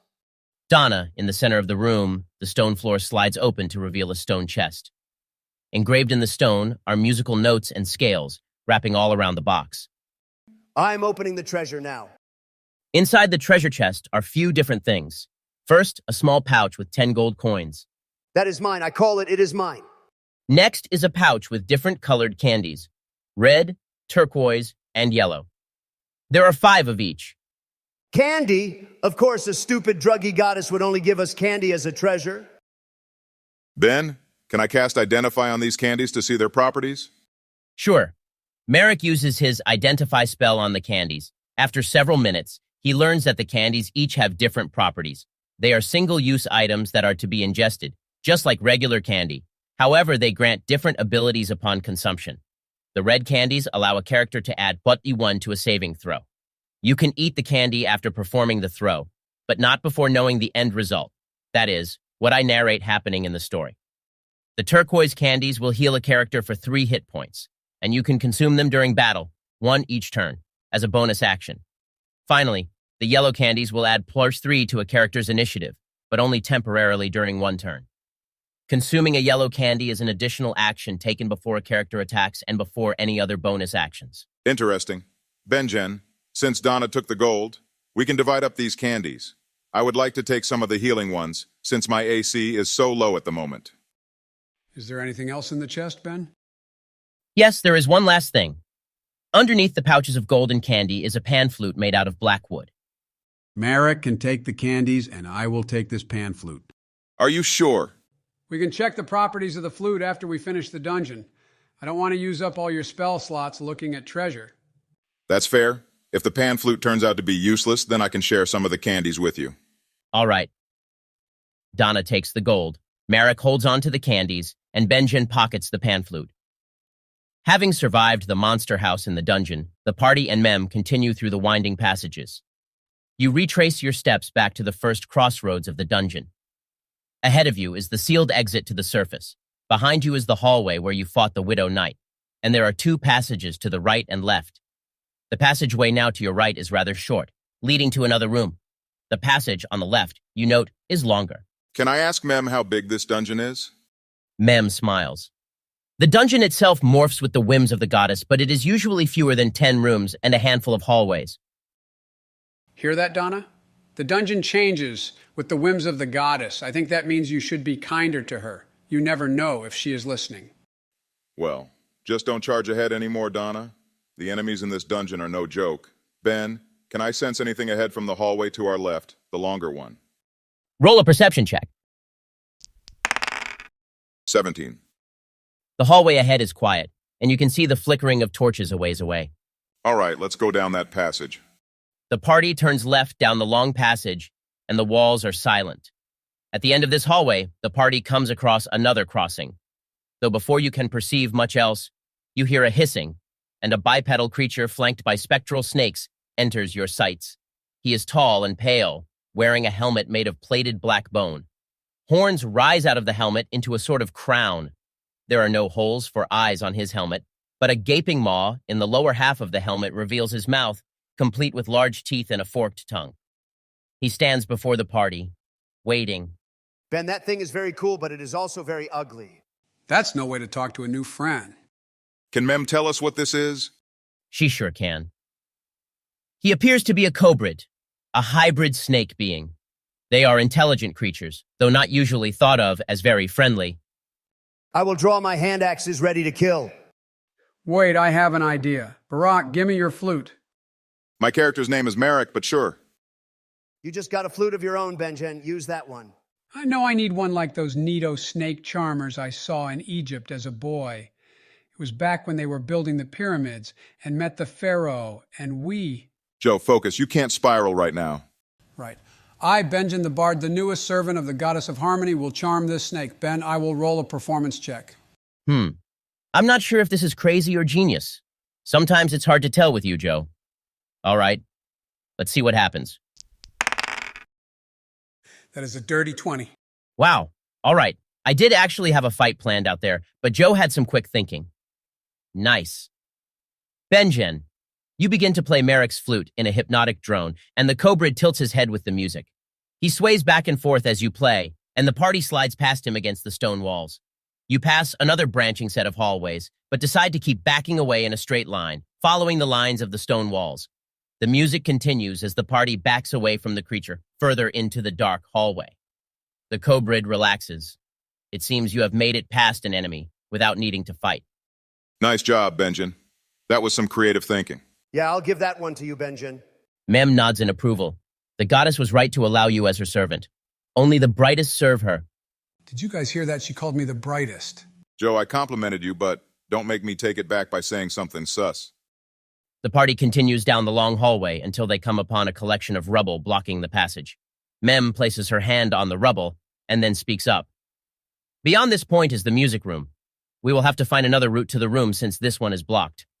Ben, don't make us go back and fight that snake thing. We can run back into one of the side hallways that we passed by. There are ones to your right and left. Which route will you take? We should let Benjen choose. What? You led us to that monster house room thing, and then I chose the next hallways. It's Benjen's turn. Okay, let's go right. No reasoning for the choice. My bright brain tells me that right is the way to go. Also, bright contains the word right. Sure, okay. The party turns to the right corridor, which feeds into an irregular-shaped room. Behind the party again, the stone door slides shut. Not this again, Benjen, you dumbass. You have sent us to our deaths. Whoopsie. Ahead of the party are two jaguars with glowing orange eyes. Their ears are curled with wispy fur, while they both sport trails of extraneous tails like tentacles. Behind them, you can see a ray of sunlight falling over a stone treasure chest. Benjen, you godly bastard. You have found more treasure, and it will be mine. I suppose we can't use animal friendship or something clever like before?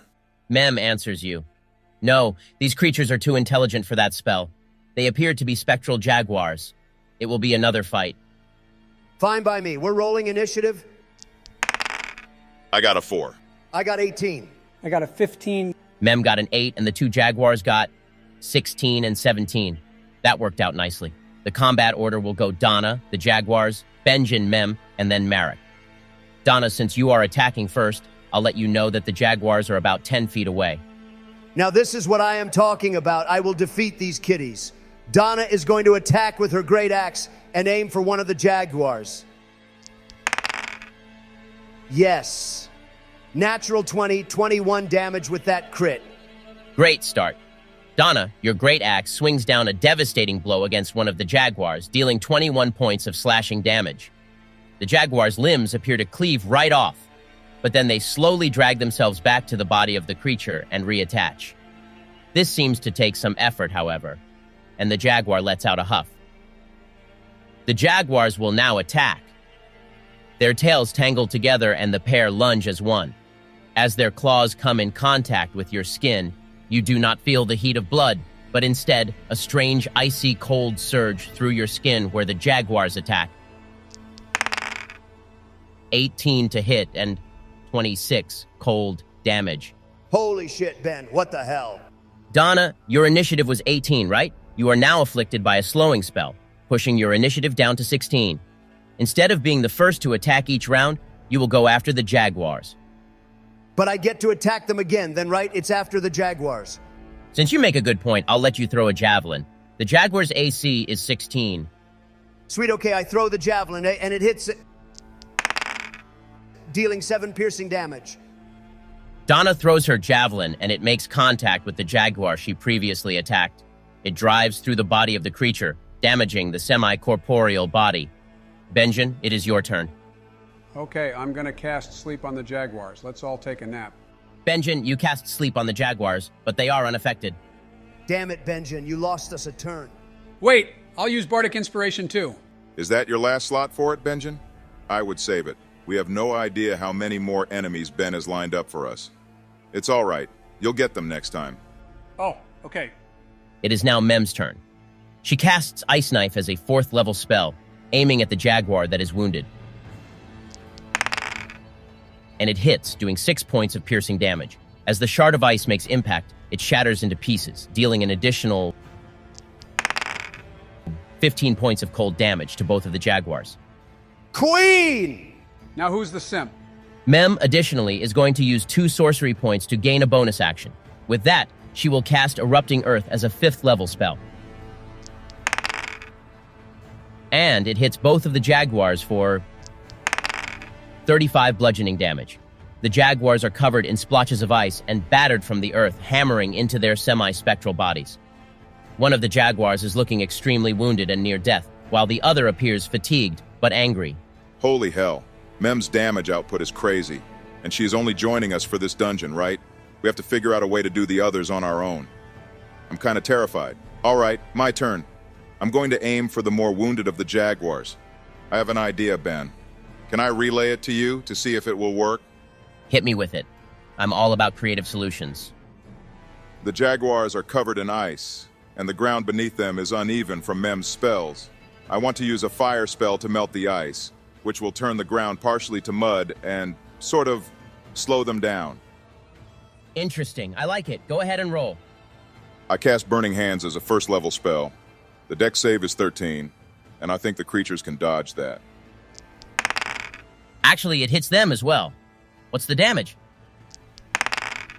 14 damage to each. Okay. Marrack, your fire spell singes the jaguars, dealing 14 points of fire damage to both and melting the ice around them. The uneven ground soaks in the water, turning to a slippery mud.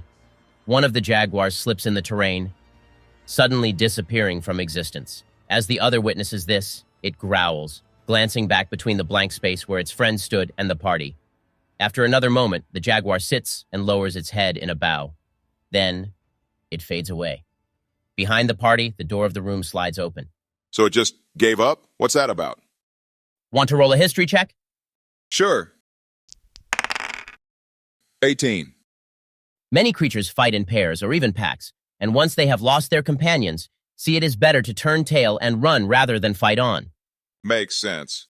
Yeah, it was smart to run. It knew if it stayed, we would have killed it and sent it straight back to hell or whatever equivalent this world has. Anyway, Benjen, I need you to heal me.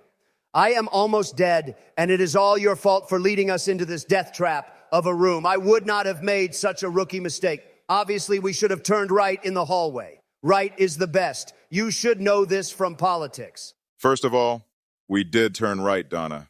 Turning right into this room was what led us to this fight. What? That is fake news. Whatever. Just ignore her, Benjen. Yeah, keep spreading that fake news to make yourself feel better. Anyway, I seem to remember there is treasure in this room. Tell us what we got, Ben. Right. You open the treasure in this room. Inside the chest, which is considerably larger than the previous one, is an assortment of items. You find 50 gold coins, a pouch full of various gemstones, a strange necklace, and 2 mysterious potions. The pouch of gemstones contains the following: 2 alexandrite, 3 topaz, and a smoky black pearl.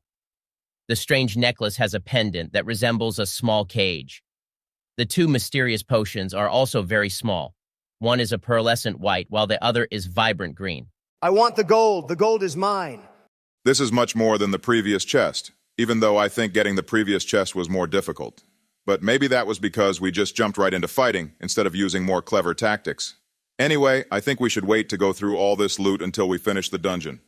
I want to save my last few spell slots in case there are more fights. I can identify all the magical items when we are safe in the Goblin Village. I think that's a good idea. What about the gold? I should keep it all. Donna, we'll figure out what to do with all of that when we get back to the village. I don't feel like dealing with you right now. All right, the party collects the items and approaches the exit of the room. There are only 2 pathways remaining, the one with the cobra and the final, unexplored hallway across from you in a straight path. Let's keep going forward. Okay. The party presses forward. Soon, they come upon a corner, where the hallway turns left. To their right is a small notch in the wall with a little goddess statue. Oh, I bet this is a little puzzle. I will pray and pay my respects to the little statue. I must show my reverence to the goddess. All right. Benjen, you and Mem bow in front of the tiny statue and close your eyes in a short, silent prayer. At once, a small stack of silver coins appears at the foot of the statue. Mem nods, collecting her share. The goddess has sent her approval. Well done, Servant Benjen. Nice, I would have ignored that myself. With that, the party journeys down the one remaining hallway. The lights dim a bit, and then a light blue glow twinkles ahead. Marrack, you recognize the glow to be the work of some warding magic. As the party approaches, you further can see that this warding magic is a complicated spell that forms a blockade between the hallway and the next room. Only a single member of the party may go forward. All right, I'll convey all this to the party. Looks like only one of us can go into the next room. If there is an ambush, it could be really bad. Ben, can we see into the next room at all? A bit. The three of you can see ahead without needing to roll for anything. You notice that the room is divided by pillars into two sections. Beyond that, there doesn't appear to be an enemy in the room. You would still be able to see whoever is inside the room from outside this ward. Okay, we need to figure out who is going in the room. I think I need to do it. Benjen, that is the stupidest thing you have said today. No, really. This temple is all about me trying to prove myself as a servant of the goddess of harmony. I think I should be the one to go ahead. Ben, can Mem tell me anything else about this challenge? Well, she does mention that you are very close to the final room. This room ahead will likely show you the path into the music room. Yeah, in that case, Benjen should go ahead. If he runs into difficulty, we can help him from behind this spell. Help? How? If he gets jumped, how the hell are we supposed to save him? I don't think the goddess would do that here. There's probably just a riddle or puzzle ahead. Go on, Benjen. We will wait here. Okay. Benjen, are you going to enter the next room? Yes, I will fulfill my duty to the goddess. All right. Marrack and Donna, as Benjen steps through the warding spell, your voices are muted. I told you this was a bad idea. Now look. Benjen, you cannot hear the voices of your comrades no matter how loud they may shout. Benjen, you are a dumbass. Benjen is so ugly. Benjen pees the bed at night. Benjen's mommy washes his pee stains. Shut it, Donald. Like I said, no matter how loud the other adventurers may shout, you cannot hear them. All right. Benjen, inside the room, which is divided by the pillars, you see two carvings into the stone wall. On one side is the image of a woman holding a blank canvas. Her hair is light and flowy. You recognize her as your goddess, the goddess of harmony. On the other, the image is reversed. A woman is also holding a blank canvas, but her hair is dark with stars embedded in the strands. The two carvings are more than 20 feet apart. The room is also filled with a pleasant ringing of chimes, though there is no wind. Instead, you see that the large pillars in the room are comprised of many metal pipes, and water trickles down each one to create the musical ambience. Your footsteps also ring out in the room, creating a strange beat to the long musical ringing and chimes. Oh, how lovely. Between the two carvings, behind the large pillars and hidden from view, is a message that reads, "Offer your hand to my sister and me, and we will guide you to the musical key." Oh, a riddle. We're gonna die here. Benjen, you cannot hear the sound of your party mates behind the magical ward. And if Donna does not keep quiet, then Mem will take care of them, since they keep offending the goddess of harmony's sacred challenge. Okay, give me a second to think. I have to put my hand on the canvas of both carving, but 20 FT is very far. I can't spread my arms apart to reach both. I think I got it. I'll put my hands over the pillars with water and then press them against the stone. That will leave an imprint of my hand. Nicely done. I'm surprised you got it so quickly. Benjen, you leave a wet stain of your hand on each canvas, which fades away once both handprints are placed down. Immediately, the warding spell at the door of the room fades away, and you also hear a false wall scoot away to reveal a hidden passage to the final music room. You did great, Benjen. How the hell did you figure it out? I couldn't even put it together yet. Yeah, well, when Donna was yelling about how Benjen pees the bed, I thought about how it leaves a stain. And then Ben mentioned the water, so it's all thanks to Donna. Benjen was not supposed to hear that, as the warding spell nullified all noise from the other adventurers. See? It was all you, bud. Thanks. What a fun riddle, Ben. Thanks, guys. Anyway, the music room opens into a large space. On the opposite wall are carvings of the goddess holding assorted pots, out of which dribble various sizes of water droplets. These droplets then fall from the pots and tap on an assortment of mushroom caps growing from the floor of the room. And as the water falls, it produces a quiet note on top of the mushroom. The water taps out a soft pattern over and over. The same handful of notes. I'm guessing that is the part of the goddess's song that Benjen has to learn. Can he make out the notes by ear, though? Yep. As an experienced bard, Benjen, you can quickly memorize the notes. I have another idea, though.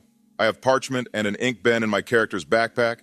I think Benjen should write down the notes, not just so that he will remember, but in case Donna or I need to know or remember the songs when he isn't available. I can copy the notes for each of us. Good idea. All right. Marrack, with the assistance of Benjen, you managed to make 3 copies of the music for yourself, Donna, and Benjen to hold on to. There is plenty of room on each parchment to write the other parts of the divine songs as well. Don't forget to tell us about the treasure. Right. In the center of this room is the largest treasure chest you have seen thus far.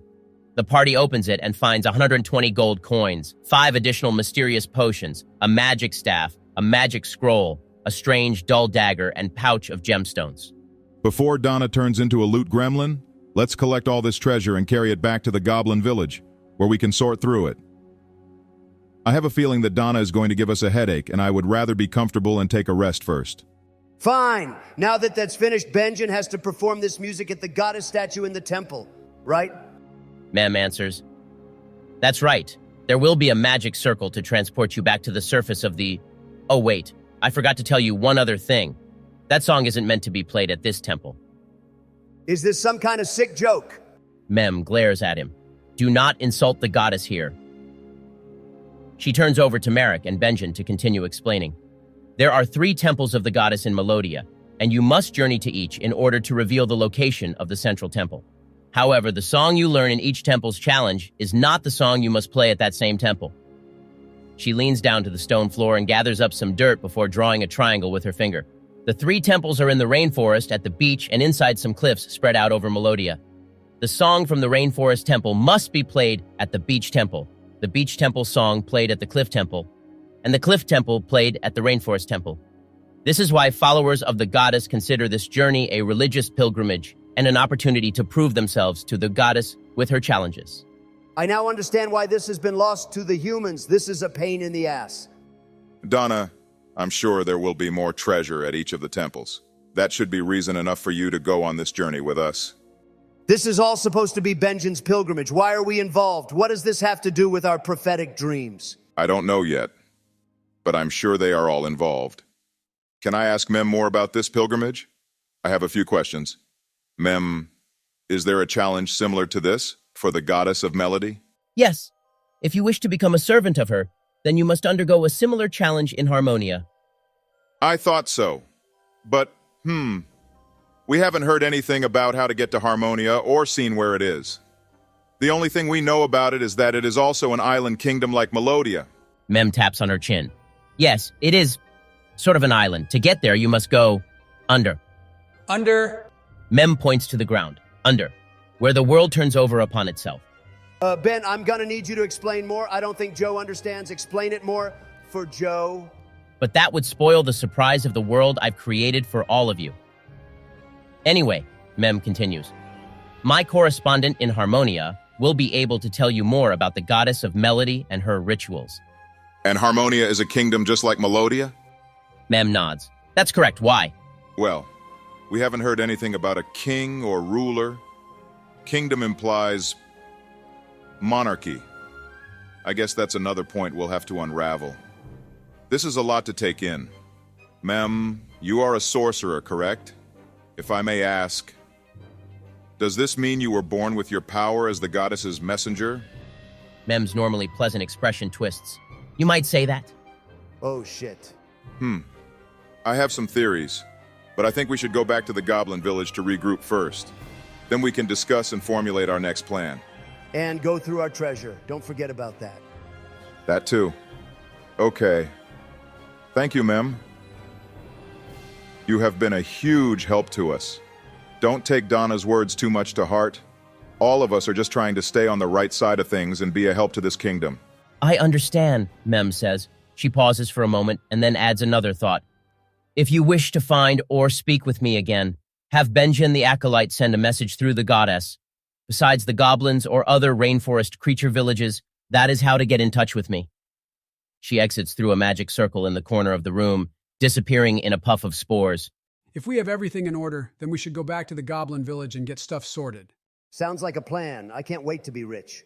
The adventurers exit the dungeon, their treasure pocketed, and having learned the first part of Benjen's ritual music.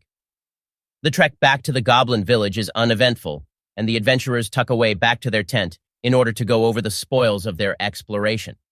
As a reminder, the loot they collected is as follows: 180 gold coins, 15 silver coins, 15 colored candies, red, turquoise, and yellow, that Marrack identified, a pan flute made of black wood, 2 pouches of gemstones, a pendant necklace, 2 potions, and then an additional 5 potions, a magic staff, a magic scroll, and a dull dagger. I think the silver coins should go to Benjen, since he is the one who found them. Also, with the gold, we can divide that evenly. That sounds good to me. No, that is not fair. Benjen got more money than us with the silvers. Also, Marrack, you claimed the candies already. This is not fair. Come on, Donna. Give me all the gemstones, and then it will be fair. Ben, can I use Identify on the gems? I want to check if any have magical properties. Sure. All the gemstones together come to 2 alexandrite, 3 topaz, a smoky black pearl, several small emerald chips, 2 opals, 10 pieces of quartz, and a very large chunk of amber. All of the gemstones are ordinary, apart from the smoky black pearl. The pearl has a strange magical property that absorbs and stores light, which can be used as a limited time light source before the pearl needs to be recharged by another light source. The maximum amount of time it can supply light is about 30 minutes.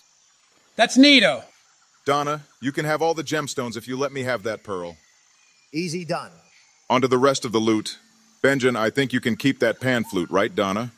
Sure, that's fine with me. Marrack, do you want to cast Identify to learn about the other items you found as treasure? You know it, Ben. The potions are the easiest to identify and are all quite small, only enough for a single person to take 1 dose. The pearlescent white potion causes the drinker to breathe underwater for 45 minutes. The vibrant green potion allows the drinker to scale a tree in seconds. There is also a clear potion with carbonation, which causes the drinker to laugh uncontrollably. Another potion is thick and brown, like melted chocolate, and makes everything you eat taste sweet for a time. There are also 3 identical potions of a reddish-orange color, which resemble fruit juice. These 3 potions will heal 1d6 of hit points upon consumption. Next are the various items. The necklace you found with a cage-like pendant you discover can actually grow and shrink the cage at will, and is used to store an animal or familiar. The cage will magically shrink the creature until they are deployed by the wearer. The magic scroll contains instructions on how to perform the spell, Warding Wind. The magic staff is a handheld item that grants the user the ability to see in the dark for 3 hours, once per long rest. It has a max of 3 uses. Finally, is the strange dull dagger. Marrack, you can't exactly tell what this dagger is supposed to do. You will have to find a specialty vendor or weaponsmith to learn more. Got it. All right. I'll share all of that with the party. I do not care much about the treasure beyond the gold and jewels, but I will take that magic staff. It will help me when we take watches at night. No one can say that Donna does not pull her weight. That's fine with me. We can also each take a healing potion. Can I take the necklace? I could put a familiar or something in it. Oh, yeah. We said something about that at the beginning of the episode. That's fine with me. I can hold on to the other weird potions and candies. They might be useful in the future. Ben, can both Benjen and I learn Warding Wind, or is the scroll single use? It's single use. Okay, Benjen, you can use it, and Donna can hold on to the strange dagger until we find a knowledgeable vendor. I've already claimed a lot with these single-use consumables. Can I go ahead and learn the spell? Sure. The party's about to take a long rest, so go ahead and add it to your character when we take the rest. I think we divided up all the treasure. Did we forget anything? I think you all got it. Okay, cool. Here is my thought, guys. After we take this long rest in the Goblin Village, we should discuss what to do about Sarah, Eric, and their missing baby. Ben, do we know the location of the next temples exactly? Oh, right, I forgot about that. Let's say that Mem gave you general map of where the temples are located. If you want to go immediately to the beach temple to play the divine song you just learned, then it would be a good idea to first go back to Melodia City to regroup and rest, and then travel along the coast and out of the forest. That makes sense. And we can go shopping more in Melodia City. I want to buy more weapons for Donna. And Marrack needs some armor so he doesn't keep dying. And maybe Benjen wants to buy something so he isn't so useless and reliant on Donna. Hey, I've been pretty useful. I'm a good supporting member of the party. Whatever you tell yourself to feel better, sleepy Benjen. That all sounds good to me. Okay, the party's going to take a long rest. Make sure all of you update your character sheets with the new loot. In addition, we will level up to level 4. Benjen, you can choose to level up as a bard or cleric. I'll leave that up to you. I think that should just about do it for today's episode. That was a lot of combat, but you guys pulled through. Next episode will likely be much more talking and negotiations. I'm eager to see how all of you handle that side of the campaign. To all of our viewers, I want to thank you again for the support. If you enjoyed this episode, leave a like, comment, and subscribe to the channel for updates in the next episode. We will see you soon.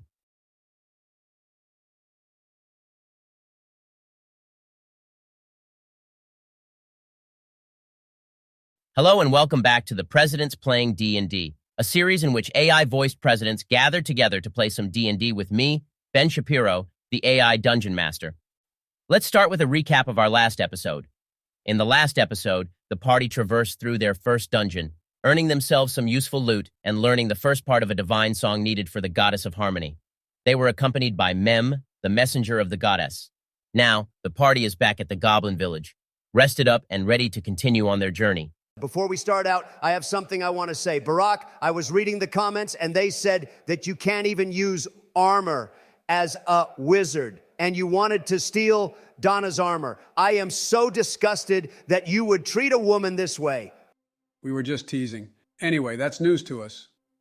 Maybe Marrack can find or buy a special robe or something that will give him a little defense boost. If we're going to bring up the comments, Donald, then you will have also read that comment suggesting that you engage more with the role-playing in the game. You were kind of whiny last episode. That is fake news. Donna is the greatest character in this party and carries you two through every challenge. She is the most engaged in the story. You know, Ben goes easy on you, right? There's no way you should have been able to attack those 6 monkeys last episode all in one turn. Again, that is fake news. Donna can do anything, as she is the greatest warrior woman in the world. I cannot believe the woke left would be so critical of a woman. You know, Donald, I'm sure the comments will see how godly Donna is if you demonstrate her godly presence. Is her strength and prowess not enough? What more could they possibly want? They just want to see her wit and intellect. Joe, I'm sorry I ever yelled at you for being an idiot. You were pretty smart. Very well. I will be sure to demonstrate Donna's gigantic, beautiful brain. Let's all remember that the three of you are a party. You are a team. Your goal is to tackle all obstacles together. Your teammates' victories are your own victories. If we're talking about the comments, then I have something else I want to bring up. It wasn't in the comments, but our writer keeps thinking about it. Ben, why is it that your portraits always turn out hot in the AI art generator? I'm not sure what you mean. I mean, Marrack, Donald, and I look pretty normal. It's always your portraits that come out spicy. I think it's your imagination. Look at Donna. She's ripped beyond words. I have a question, Ben. Is it about the comments or portraits? No, it's about the story. Okay. It's about time we got back on track. Go ahead. Do we know what sort of fae being Mem is? I remember you mentioned that she's some sort of fae being, but not any specifics. I've been thinking about her a lot between episodes. Thinking about my queen, Mem? Of course you are. Yes, I'll make you roll for that. How about perception? I got 17. Marrack, you have studied much about various races of people and creatures, though do not have much experience meeting these folk in person. I'm gonna do something a bit unconventional. Benjen, I want you to also roll perception. Okay, I got 5. All right. On the other hand, Benjen, you have met a great many different people in your experience as a wanderer and entertainer, but have no academic or past studies on races or creatures. We're a team. Let me roll 2. Has Donna studied various races of people? No, but as a nomadic human, Donna has lived in a great many places and met large groups of people. All right, roll perception. I got a 7, damn. Marrack, going off only your studies, you think Mem could be a variant of Myconid raised in the Feywilds, a being sometimes called a Myconet, unique to this universe. They are more similar to fairies or forest spirits. She might be a variant of fairy. Perhaps most disconcerting of all, she is a variant of Redcap. Oh, that would not be good. Hold it, Ben. All these pictures of redcaps are old men who look like ugly gnomes. Ain't no way Mem is one of them. Donald, get off your phone. I'm just saying, no way she is a redcap. That doesn't make any sense. Hey, Donna, what do you call the top of a mushroom? That's a mushroom cap. And what color hair does Mem have? It's orange. Oh my God, she's a redhead. Ben, you better not sully my queen like this. She is not one of those ugly gnome men. And who is the dungeon master? Donna's soft maiden heart cannot take this. Don't worry, Donna. I think Mem is a nice lady. I cannot believe that I am being comforted by Sleepy Benjen. Look at what this world has come to. Ben, you are breaking Donna's heart. I doubt she's a redcap. Ben is just trying to mess with us to make us argue or prompt a reaction. Redcaps are really evil creatures. Mem helped us through a very difficult dungeon when she could have left us for dead, even if she is. Ben is the dungeon master and is basically God. He could just as easily create a new race or being, name it a redcap, and use that to throw us off our game or confuse us. Brock, you told me to get off your phone, and I see you reading Wikipedia under the table. Do you guys really have so little trust in me? Ben, Donna, Marrack, and Benjen are a team. You are not a part of this team. That makes me feel a little lonely. It's only insofar as we're playing D&D. We're all friends here. Besides, only friends really know how to troll one another. That's true. All right, let's jump right into the story. We closed the episode last time with the plan that the party would soon go back to Melodia City in order to deal with Sarah and Eric's missing baby. Yes. The evil woman. Listen, guys, I have told you this a number of times. Even though we don't know exactly what Sarah has done, the fact that she has turned against her friend Zessam tells me enough about her character. Donna will judge her accordingly. I realize that I can't persuade Donna otherwise, but I really think we should act carefully. Donna does not want to give that woman the opportunity to be evil. What if we tried talking to Locke, the guard that had his way with Zessam? We don't have to be direct, but we can try to gather some information about the situation to inform our decision. That is a good idea, but I feel like he would be suspicious or guarded if all of us question him at the same time. I have an idea. Donna will use her beauty to pull the truth out of him. I am sure he will loosen his lips if we give him booze and Donna flirts with him. Of course, I would not do this ordinarily. I am only doing this for the sake of the lost baby. I am only interested in women.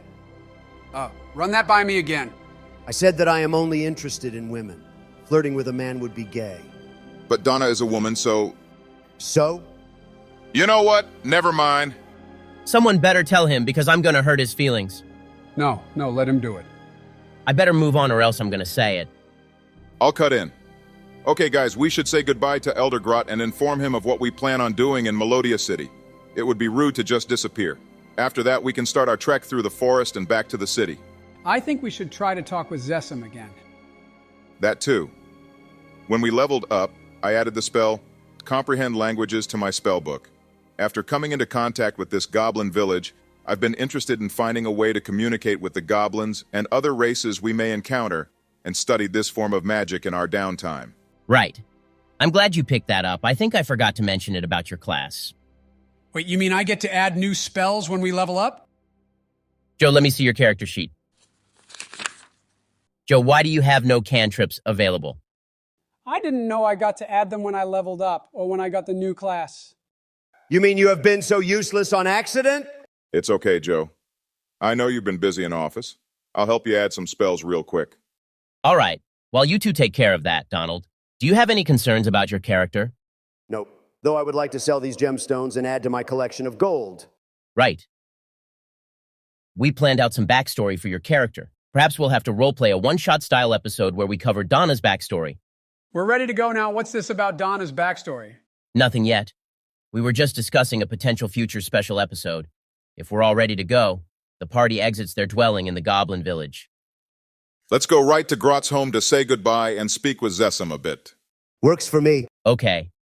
The party enters Grot's dwelling and find the elder inside his home, weaving 3 necklaces from grass and wood. His hands stop as the adventurers enter. "Good morning, adventurers," he says. Greetings, Elder Grot. We will be journeying back to Melodia City today and wanted to thank you for your hospitality before we set off. Elder Grot nods. "I had a feeling you 3 were preparing to move on. I have woven these talismans for each of you to carry on your adventure. If you are to encounter more of our kind in Melodia, present these charms, and you will be recognized as a friend to goblin kind." Thank you very much, Elder Grot. Donna will add this among her many adornments with pride, and I swear to you, we will protect your village's standing in Melodia City. Thank you, Warrior Donna. Grot gives each of you one of the necklaces he was weaving from grass and wood. The necklace is a simple braid of dried grass, but the wooden talisman on each is carved with a myriad of symbols. Grot clears his throat. "I hope that you will protect my daughter from the humans of Melodia City." Yes, that is something we wanted to talk about as well. Can we speak with her again? We want to gather some information to decide how to deal with the humans. Grot's expression darkens. "Some in the village wanted to attack the humans and kill this lock, but I managed to calm them down." I totally understand that point of view, but I have resolved to get the truth from Locke using my own body and charm. And I think attacking would be a bad idea. Elder Grot, the truth is that the 3 of us were granted prophetic dreams that directed us to travel to Melodia. I am worried that instigating more conflict between the various races would be counterproductive. Our objective is to resolve whatever conflict is, disrupting the peace. We have not gotten a clear idea of what the problem is, but Benjen's relationship with the goddess is helping to guide us. Grot nods with appreciation. "I thank you for telling me this, though you should take care with whatever dreams have guided you, especially when you do not know their source." We are doing just that, Elder Grot. Grot stands and moves over to the door of his home. "I will bring my daughter for all of you to talk with." He leaves. Ben, if I use comprehend languages, that doesn't mean I can speak with Zessum myself, right? "No, only that you can understand her." Okay, got it. I will use speak with animals. Marrack can listen and translate, and then I can speak with Zessum. Benjen, that is genius. That is so offensive that you are categorizing these goblins as animals. But humans are animals too. "I guess he's got you there. But I'm not going to allow you to use that spell like that. Sorry, Benjen." Pooey. Grot returns to his dwelling with Zessam in tow. They both sit before the party. I'll cast comprehend languages. I want to be sure we don't miss a single detail. Also, I'm going to ask Grot to have her speak in the goblin language. We'll get the most complete answer if she replies in a language she's fluent in. I want her to tell me about her friend, Sarah, as much as she can think of. "Sure." Zessam fidgets in her seat. "I've known Sarah for a very long time. All my life, really. We reach adulthood within a couple years in the rainforest. I've always wanted to live in the city with my friend and in one of their huge houses. Sarah said that she would introduce me to a human male looking for a wife. She introduced me to Locke. He was very nice, a hard worker, very devoted to his job. He is a respectable husband." Grot leans over and mutters to Zessam. "Marrack," you hear him tell her that the marriage isn't a real union.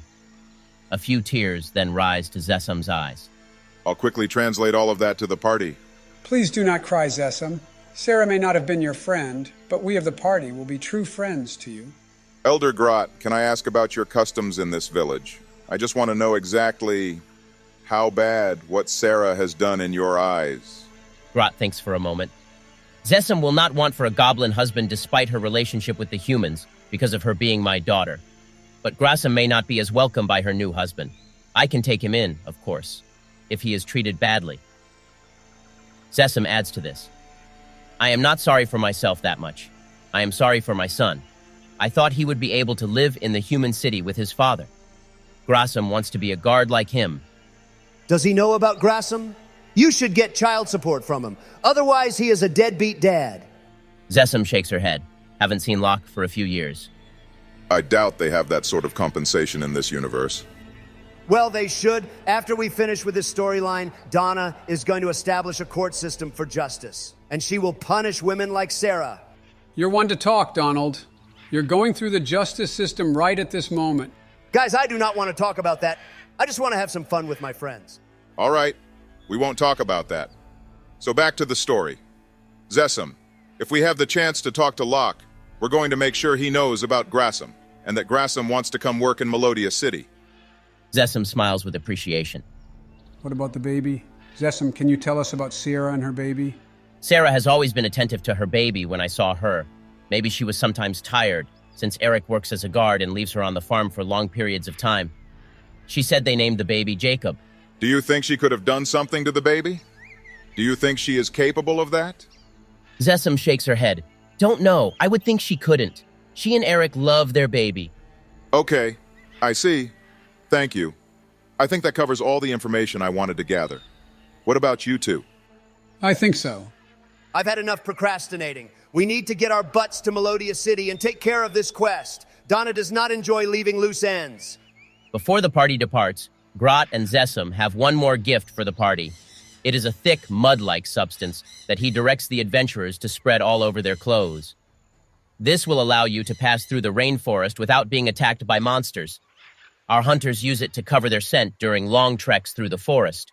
Thank you very much, Leader Grot. We appreciate your consideration. If that's everything, then the party will begin their journey through the rainforest. I want to keep the session moving, so I want all of you to roll survival. We'll do this instead of playing out the entire trip through the forest. I think that would get too tedious. I got an 11. I got a 10. I got a 14. The three of you barely make it through the rainforest and back to Melodia City. Go ahead and consume a day's rations. I figured out why my character doesn't have any rations, guys. When I was building the character, I gave him a Scholar's Pack instead of an Explorer Pack, which is what I think you two have. No worries, Marrack. I will share a ration with you. We are a team. Anything else you guys want to take care of in the forest? I want out of that poison hellscape. The first thing Donna would like to do in Melodia City is go shopping. Her pockets are heavy with treasure, and she would like to sell them for gold. Jesus, Donna, we're supposed to be finishing this quest. Excuse me, Marrack, but my brain is not so tiny that I have forgotten our objective. In fact, it seems Donna's brain is so much huger than yours. If we go right to questioning Sarah, Eric, or Locke, it would put the entire town on edge. We should instead gather some information in the city. That's actually a good idea. I'm surprised. I thought you wanted to give Sarah the death penalty immediately. No, think about it like this, Marrack. I want to trap her with our information and knowledge so that we can squeeze the truth out. We will have the sides closing in on her and she won't even know it. I want to be sure she cannot slither away. That's kind of brutal. Oh, before I forget. Benjen, until you pray to and fulfill your musical offering to the goddess, you cannot use your cleric spells. Huh? Why? Wow, a needy broad. Donna offers her sympathies, Benjen. You should drop your devotion to that trash goddess and instead pray to Donna. Sorry, couldn't help but pull that one on you. I did warn you that your new class came with some requirements. Just be sure to offer your prayers often, just like how Marrack works in his spellbook during downtime. Ben, don't you know it's hard enough for Sleepy Benjen to remember to update his character sheet? Now you've given him something else to do. I guess that means the members of the party should take it upon themselves to remind him. Right, I'll periodically remind him. Thanks, Bestie. Yeah, I will remind him too. Even if Donna knows that this goddess is trash, she will not let down her teammates. Donna will not be the weakest link in this party. I'll hold you to that. No problem. Okay. So the party has made it back to Melodia City after about a day and a half's journey through the rainforest. The city is just as you left it. Workers trudge through the street off to their labor, guards patrol the edge of the forest, and the blistering sun beats down on the town. I want to look for a shop to sell these gemstones. Roll for perception. That's only a 7. Donna, you glance around Melodia City's Man Street. While there are a few shops, there isn't a jeweler or other specialty shop that would be a good place to sell your gemstones. Fine, I'll just go to one of the regular shops. Is there something like a general store? Yes. The main shop that catches your gaze is a small store built beside a taller dwelling. The store is a bit run down, but seems decently frequented by those of the town. As you approach, you see that the store is stocked with a huge assortment of items. Everything from farming equipment to rolls of cloth to raw ingredients for cooking. Perfect, I will go to that shop first. Is there a shopkeeper to talk to? A middle-aged woman tends the shop. I'll go talk to her. Hello, madam. I am Donna, a member of the adventuring party that has come to protect this city from rampaging magical creatures of the forest. I have goods to sell. The shopkeep's eyes perk up as she sees the adventuring party enter the shop. Are you three the adventurers Mona mentioned several days ago? Didn't think you existed, given that I haven't seen you around. We have been hunting creatures in the forest and just got back into town. Well, I'm glad to see you. Been needing some new customers. I've got plenty of food and supplies for sale. Do you have traveling rations? Sure do. Sell plenty of them when guards go into the forest to hunt down any bounties. I've got about 20 set aside to sell. I always keep them handy. I'd like to buy 12 rations. That'll be 6 gold coins. All right. Benjen, I'll give 2 of those to you to replace the ones you gave me. Thanks. The shopkeep's eyes shine as you pass over the gold. She is noticeably more enthusiastic now, eagerly showing off more of her wares. I've got water skins and other traveling gear as well. Fine quality.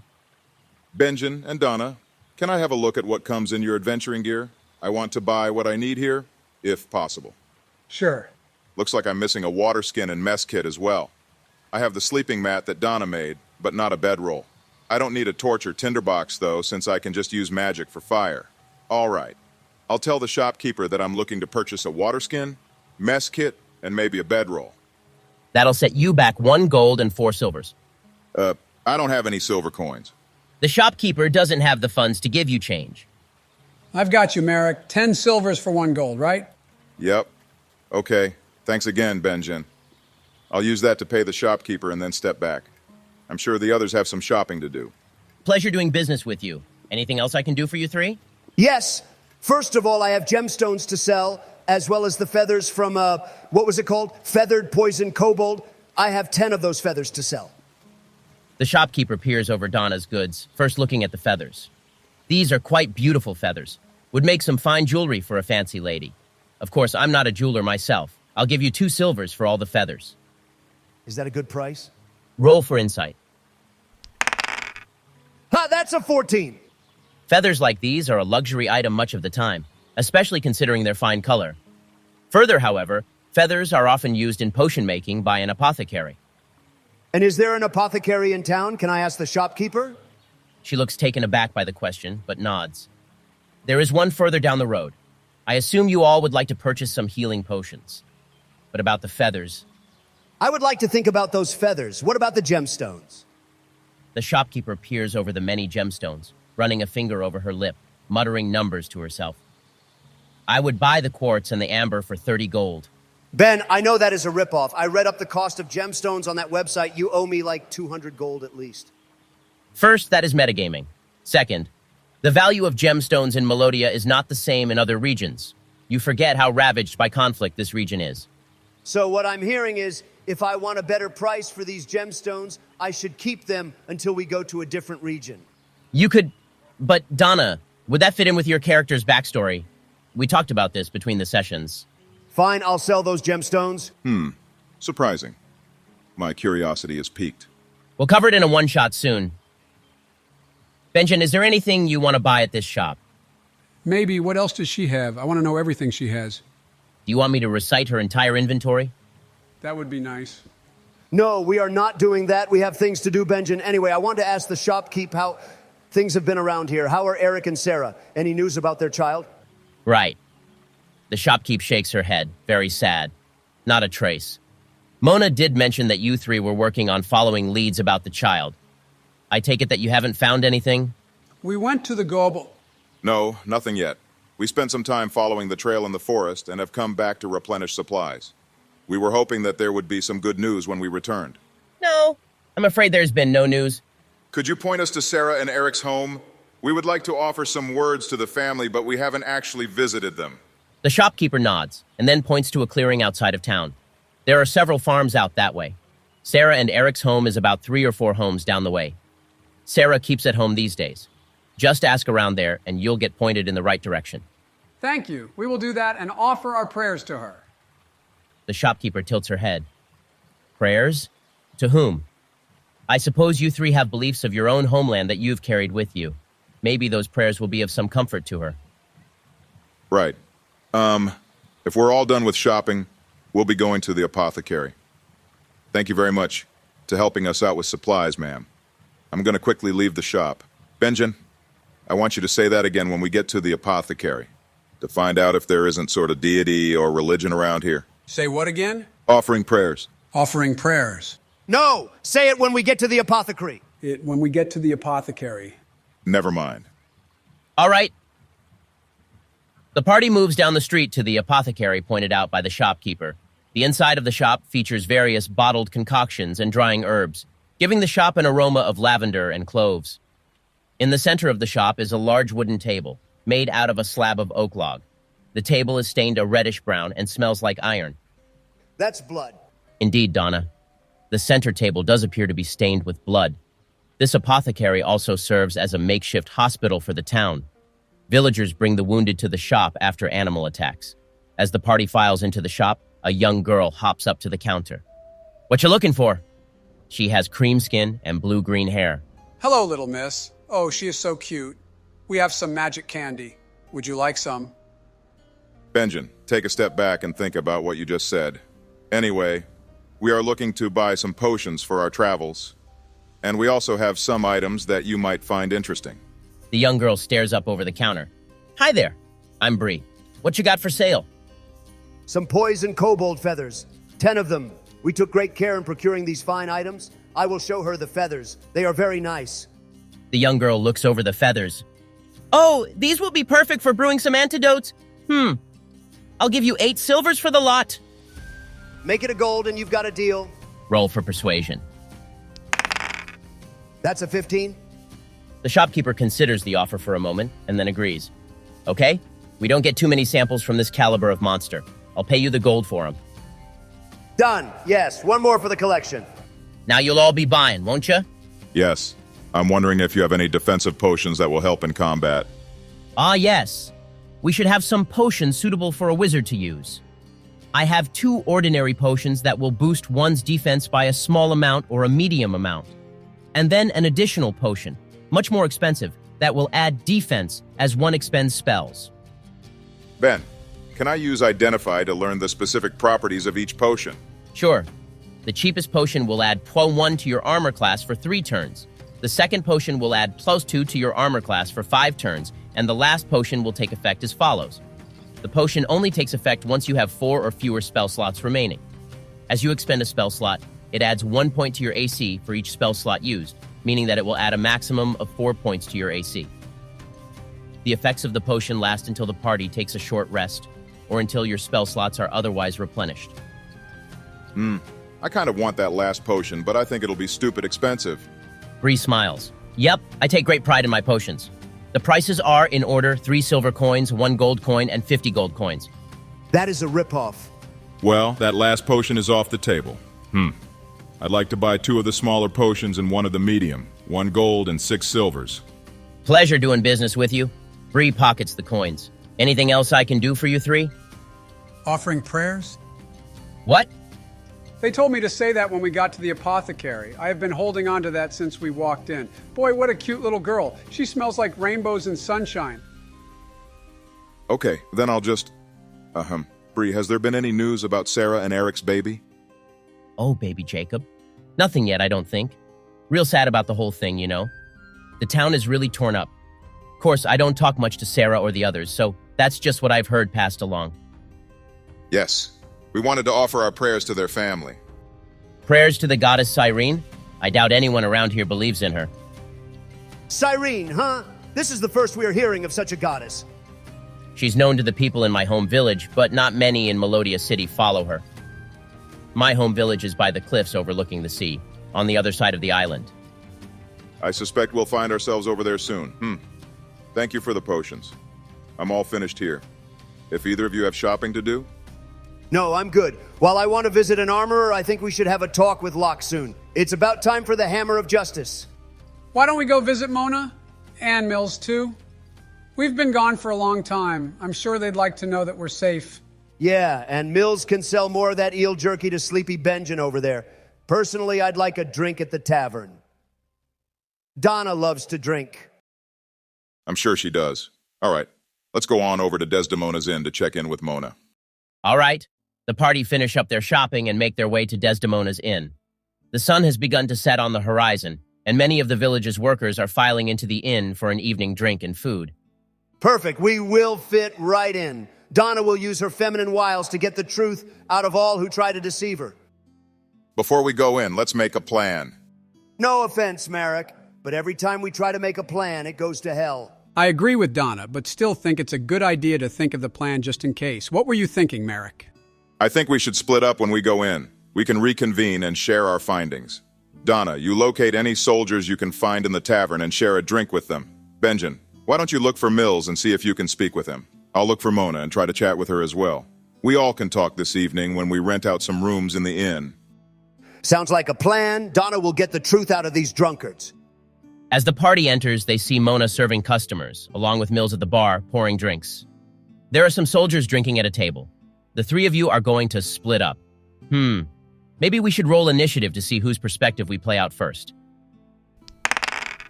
I got a 12. I got a 13. Hey, I got a 13 too. Liar. Roll again, Donna and Benjen. 16. Oh, I only got 9 this time. Then the order will go Donna, Marrack, and then Benjen. Donna, there are a party of soldiers sitting around a large oak table, laughing heartily as they share jokes and mugs of ale. They quiet as Donna approaches. No need to be in awe of my awesome might, boys. I will treat everyone to a round of the finest mead this tavern offers. Upon Donna's admission, the party erupts in a cheer and pats her on the back. Have a seat, one of them calls, grinning. Another motions for the drinks to be brought. Donna, a round of expensive mead here will run you 5 silvers for the table. Then double it and make it a gold. Are you sure you want to do that? Donna may love her gold, but she loves justice even more so. And this is a means to get justice through information gathering. As I have said, I will not allow it to be said that Donna is the weakest link of the party. I will sit down at the table, having supplied the men with ample drink. Now I will show off Donna's ample bosom, very slyly. They can look, but they cannot touch. How about you roll a performance check? I got a 1 critical failure. Donna, instead of slyly showing off your bosom to the table in an effort to, ease the gathering of information, you instead fall forward, pushing your bosom into the face of one of the soldiers. The others call out, startled. A few others snicker at you. No, I will not allow them to laugh at Donna. I will roll intimidation to make them shut up. All right, but... I am doing it. No one does this to Donna. She is a godly warrior woman. This is bullshit. I rolled a 7. I'd say it's better than actually succeeding. Donna, you try to make an intimidating face at the soldiers who laughed and move to draw your hand axes, but the soldiers are clearly too drunk to assess the situation. Fine. This is just as I planned anyway. I have gotten them drunk and made them laugh. So, boys, how has the weather been here in the city? I just got back from that hellscape of a forest, hunting the trail of a goblin. The soldiers laugh. Weather? We've been sweating our asses off in this heat. Too bad the rains only come at night to cool things off. Sometimes I feel like running out the house nude just to cool off. Another soldier raises his cup to Donna. Goblins, huh? You following the trail of Eric's son, Jacob? Hope you've had more luck than us. Bad business, that. Another adds on, had any luck? We haven't found a thing. Frankly, a lot of the men are getting tired of searching for the kid. He leans in closer to Donna. At this point, ain't even going to be a body to find, right? I mean, you've seen the monsters in that forest. Yes, I agree with them, but I am doing my best with the information I have. I will tell them, all of you seem like strapping, capable men. You keep this city safe. Had any trouble with goblins before? A blonde-haired fellow answers, Nope, we always thought they were peaceful. Another soldier slaps him on the back, cackling. Yeah, man. Locke, you're a lucky guy. Wish Sarah could have given me a piece of that. That's Locke. Donna is going to scoot closer to him. Piece of what? Now? Don't tell me a handsome young man like you is hurting for a companion. I can't believe we are watching this. Donna's doing great. You two are not a part of this scene. Wait your turn. Anyway, Donna, I'm going to have you roll persuasion to see if you can flirt with Locke. I can't believe I'm saying that. All right, who weighted my dice? Which one of you did it? You rolled a 3, but it was a 1. That's another critical failure, isn't it? Locke scoots away from Donna in disgust. That's none of your business, he says. The other soldiers watch Donna with interest. Trying to be sweet on Locke? Don't bother. He's not one to tie himself down. GMPF, I can see that. Well, never mind then. Ben, just go to the others. I do not want to deal with this group or these rigged dice. I'm out of here. This is BS. Okay. Donna storms off, very offended that her advances have been rebuffed. Marrack, we are switching over to your perspective. You sit down at a table in the tavern and wave Mona over, who approaches with a platter of empty glasses. Just a second. I've got to drop these by the kitchen and then... Oh, it's you. Great to see you back in one piece. We were getting worried. Give me a second to drop these off. Mona disappears for a second and then reappears a few moments later. Sorry about that. I saw your companion talking with some of the guards and bought a round of drinks. Anything I can get you? Some hot food and drink would be great. Anything you've got is fine. Don't want to be too big of a bother. Mona grins. I can have that right out in a jiffy. Did you or your companions find anything in the forest? Any news about... No news about Sarah and Eric's child. We came back into town to rest and regroup. What about your end? Has there been any news? Any new developments? Mona shakes her head, but then stops. Well, I did notice, Go on, you can tell me. How about you roll persuasion? I got an 11. Please, Mona. Any information you can tell us will be helpful. Mona nods, solemn. Well, I have noticed that Sarah is in a bit better of a mood lately. It was strange to see her out, humming and smiling. I'm not saying that she has to be sad all the time, but... That does sound a little strange. Thank you for telling me, Mona, but you shouldn't worry about it too much. I'm sure it's nothing. Mona nods again. I'll bring out your food quickly. It's good to see all of you back. With that, we're going to switch over to Benjen's perspective. That was faster than I expected. Still, Sarah's acting strange, huh? That's something to think about. Yeah, you kind of speed ran that. Mona is extremely busy serving the other patrons of the tavern, otherwise she would have longer to talk. All right, Benjen, we're at your turn now. Oh, goody. Okie dokie. I'm going to go sit at the bar to talk to Mills. I'm sure he'd love to talk about his granddaughter. Grandpas love to talk about their grandkids.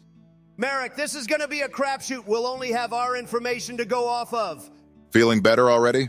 Benjen, you take a seat at the bar. Mills recognizes you after a few glances and pours you a glass of water. Good to see you back in the city after so long. Worried that the forest would chew you up and spit you back out. Yes, we did encounter some issues in the forest, but made it all back in one piece. How have you been, good sir? Mills smiles warmly. Can't complain. Knee is giving out on me. Might be time to hang up the fishing nets to stick around here with Mona and her mother. Oh, I understand. I envy you for being so close to family and in a position to live alongside them.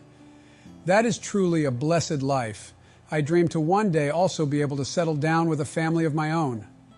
Mills laughs. Don't do it around here if you can help it. Crops can't hardly grow, and animals come out the forest to attack every other day. At least the sea still supplies us with fish. Speaking of catch anything good lately? Oh my God. Benjen, you are supposed to get information about Sarah and Eric. Right, I'm getting to it. Right. Had a few good catches this week. Big one got away. Swore it was a 20-footer. Shark, looked like. Phew. Would have liked to reel that in, maybe 20 years ago. Wish Mona would get on with giving me a grandson. Would love to show him the ins and outs of fishing and how to reel in those big ones. Then again, Mona's happy as is, so I'm happy too. Come on, Benjen, we don't have time for this. Donna, keep quiet, please. I'll move to the bar with my food to say hello to Mills. All right, I'll allow that. Marrack, you join Benjen at the bar with your plate of steaming fish. Mills points to your plate with a proud smile. That's today's catch. Good, isn't it? Yes, very good. I'm glad to see you well. We all got into town this afternoon. Just resting up for a bit before we get back on the road. Mills scratches his beard. You all still looking for that lost kid? That is the plan. In the least, we want to offer our sympathies and prayers to Eric and Sarah. Mills listens and then nods with appreciation. That is good of you. I'm sure Eric at least will be thankful. Been working himself to death over that baby. Can't blame him. If something happened to Mona, I'd have my butt out in that forest looking for her too. What about Sarah? Is she doing okay? I suppose so. I reckon she's mourning in her own way. I mostly keep out of it. Try not to pry. I understand. Mills shakes his head.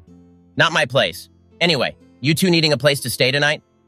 Yes, we'll be renting a room for each of us. And also for Out Lady Companion.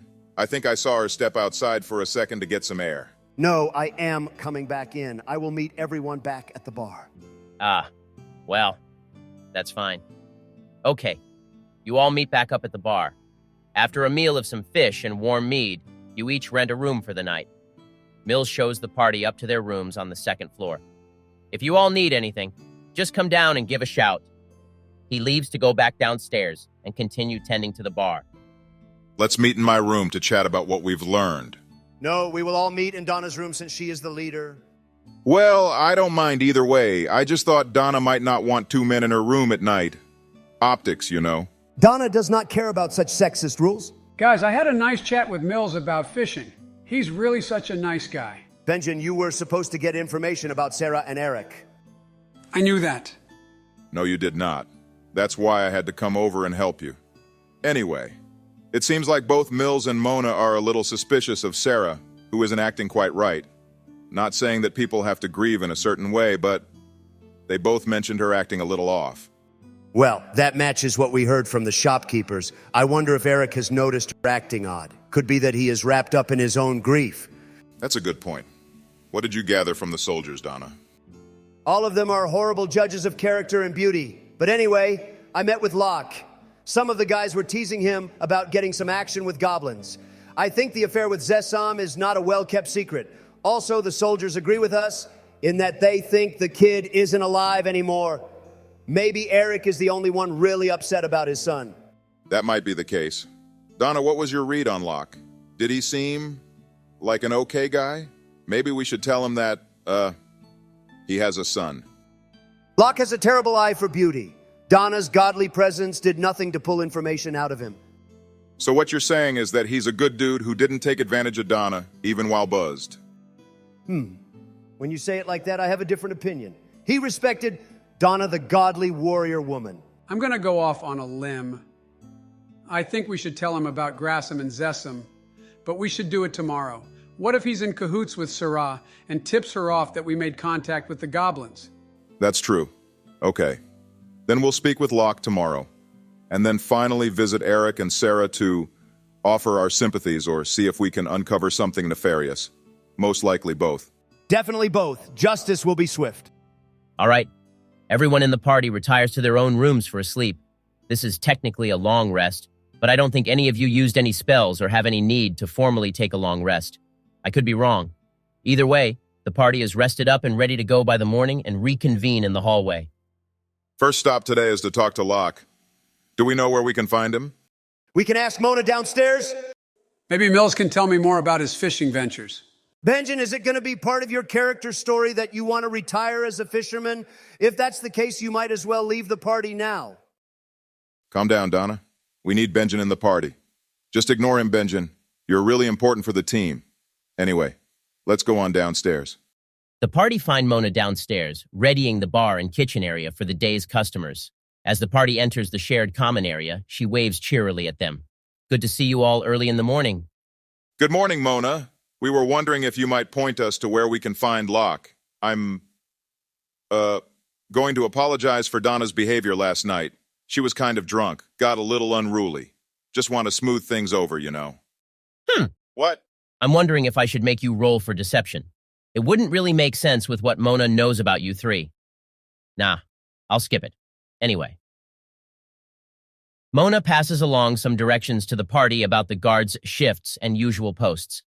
Locke usually works on the northern end of town, near where the village farms start. Can't imagine he'd be some other place. You three already heading out of town? Not yet. We'll probably stay another day or so before we set off. Mona nods. Sounds good. I'll have some hot plates ready for you, 3 this evening. Make sure you get in before the rain drenches you. The party sets off for the northern gate of Melodia City. It's quite easy to find, given the simplicity of the village, and you can see very few guards manning the gate. Manpower is spread a little thin these days.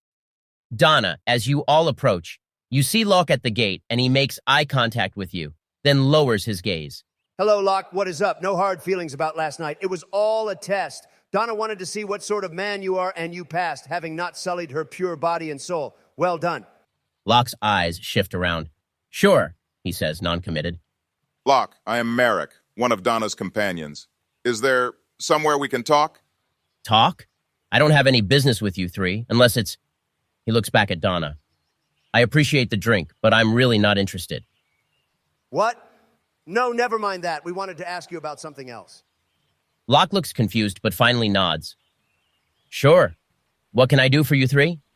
He steps away from his post, far enough to give the party some privacy, but not far enough that any danger can enter Melodia City. We aren't throwing around accusations, but we just want to get to the bottom of things. Do you know a lady named Zessam? Locke's eyebrows draw together as he thinks. Zessam, you said. I don't think the name's familiar. Why? Would it refresh your memory if we mentioned that she's a goblin? Locke's expression clears a bit. Oh, was that her name? I vaguely remember her. She came around with Sarah a couple years ago. Haven't seen her around since. Did you know that you fathered a son with her? Locke's eyes widen. A son? I didn't know that, but, well, what are you getting at? I'm confused. I think we should just tell him straight. Locke, while we were investigating the disappearance of Eric and Sarah's son, we came across the goblin village in Melodia's rainforest. We met and spoke with the goblins, who included Zessam and her son Grassam. She was under the impression that you and her were married. Married? No. I only slept with her once a couple years ago. I thought, well, Sarah said that her friend needed some coin, so, she seemed... Okay, I didn't know. I want to roll to see if he's lying. Roll insight. 24. That's a natural 20 plus 4. Excellent. Marrack, you can see genuine confusion in Locke's eyes as he sorts through his memories and relays the experiences to the party. Furthermore, he continues. She's got a kid now? Why didn't Sarah tell me? She would have known, right? He is genuinely quite torn up about this revelation. You see, he is a good man. Donna knew it all along. Locke, you don't mind that the kid is half goblin? We were under the impression that the village viewed the goblins as lesser. That's just a general stereotype of goblins and humans, but... Locke bites his lip. I can't lie. It's not preferable that he's half goblin, but he's still my kid. I wouldn't want to just leave him to fend for himself. It's only been a couple years, so he should be quite young. Maybe I ought to bring him to the city and help raise him. What a nice man. But he should know that Grassam's all grown up. Those goblins grow fast. Locke's eyebrow raises. He's grown up? Then he's not my kid. That's not possible. Zessam and the goblins told us that they age faster than humans. Actually, that's not exactly what she said. She said they age faster in the forest. I can't believe that went right past me, and I didn't pick up on it. Benjen, roll persuasion to see if Locke believes you. That's a 17. Okay. Locke listens carefully to the party's words. I don't know what's going on in the forest then. Could be that there is some strange magic at work. I'm just a city guard.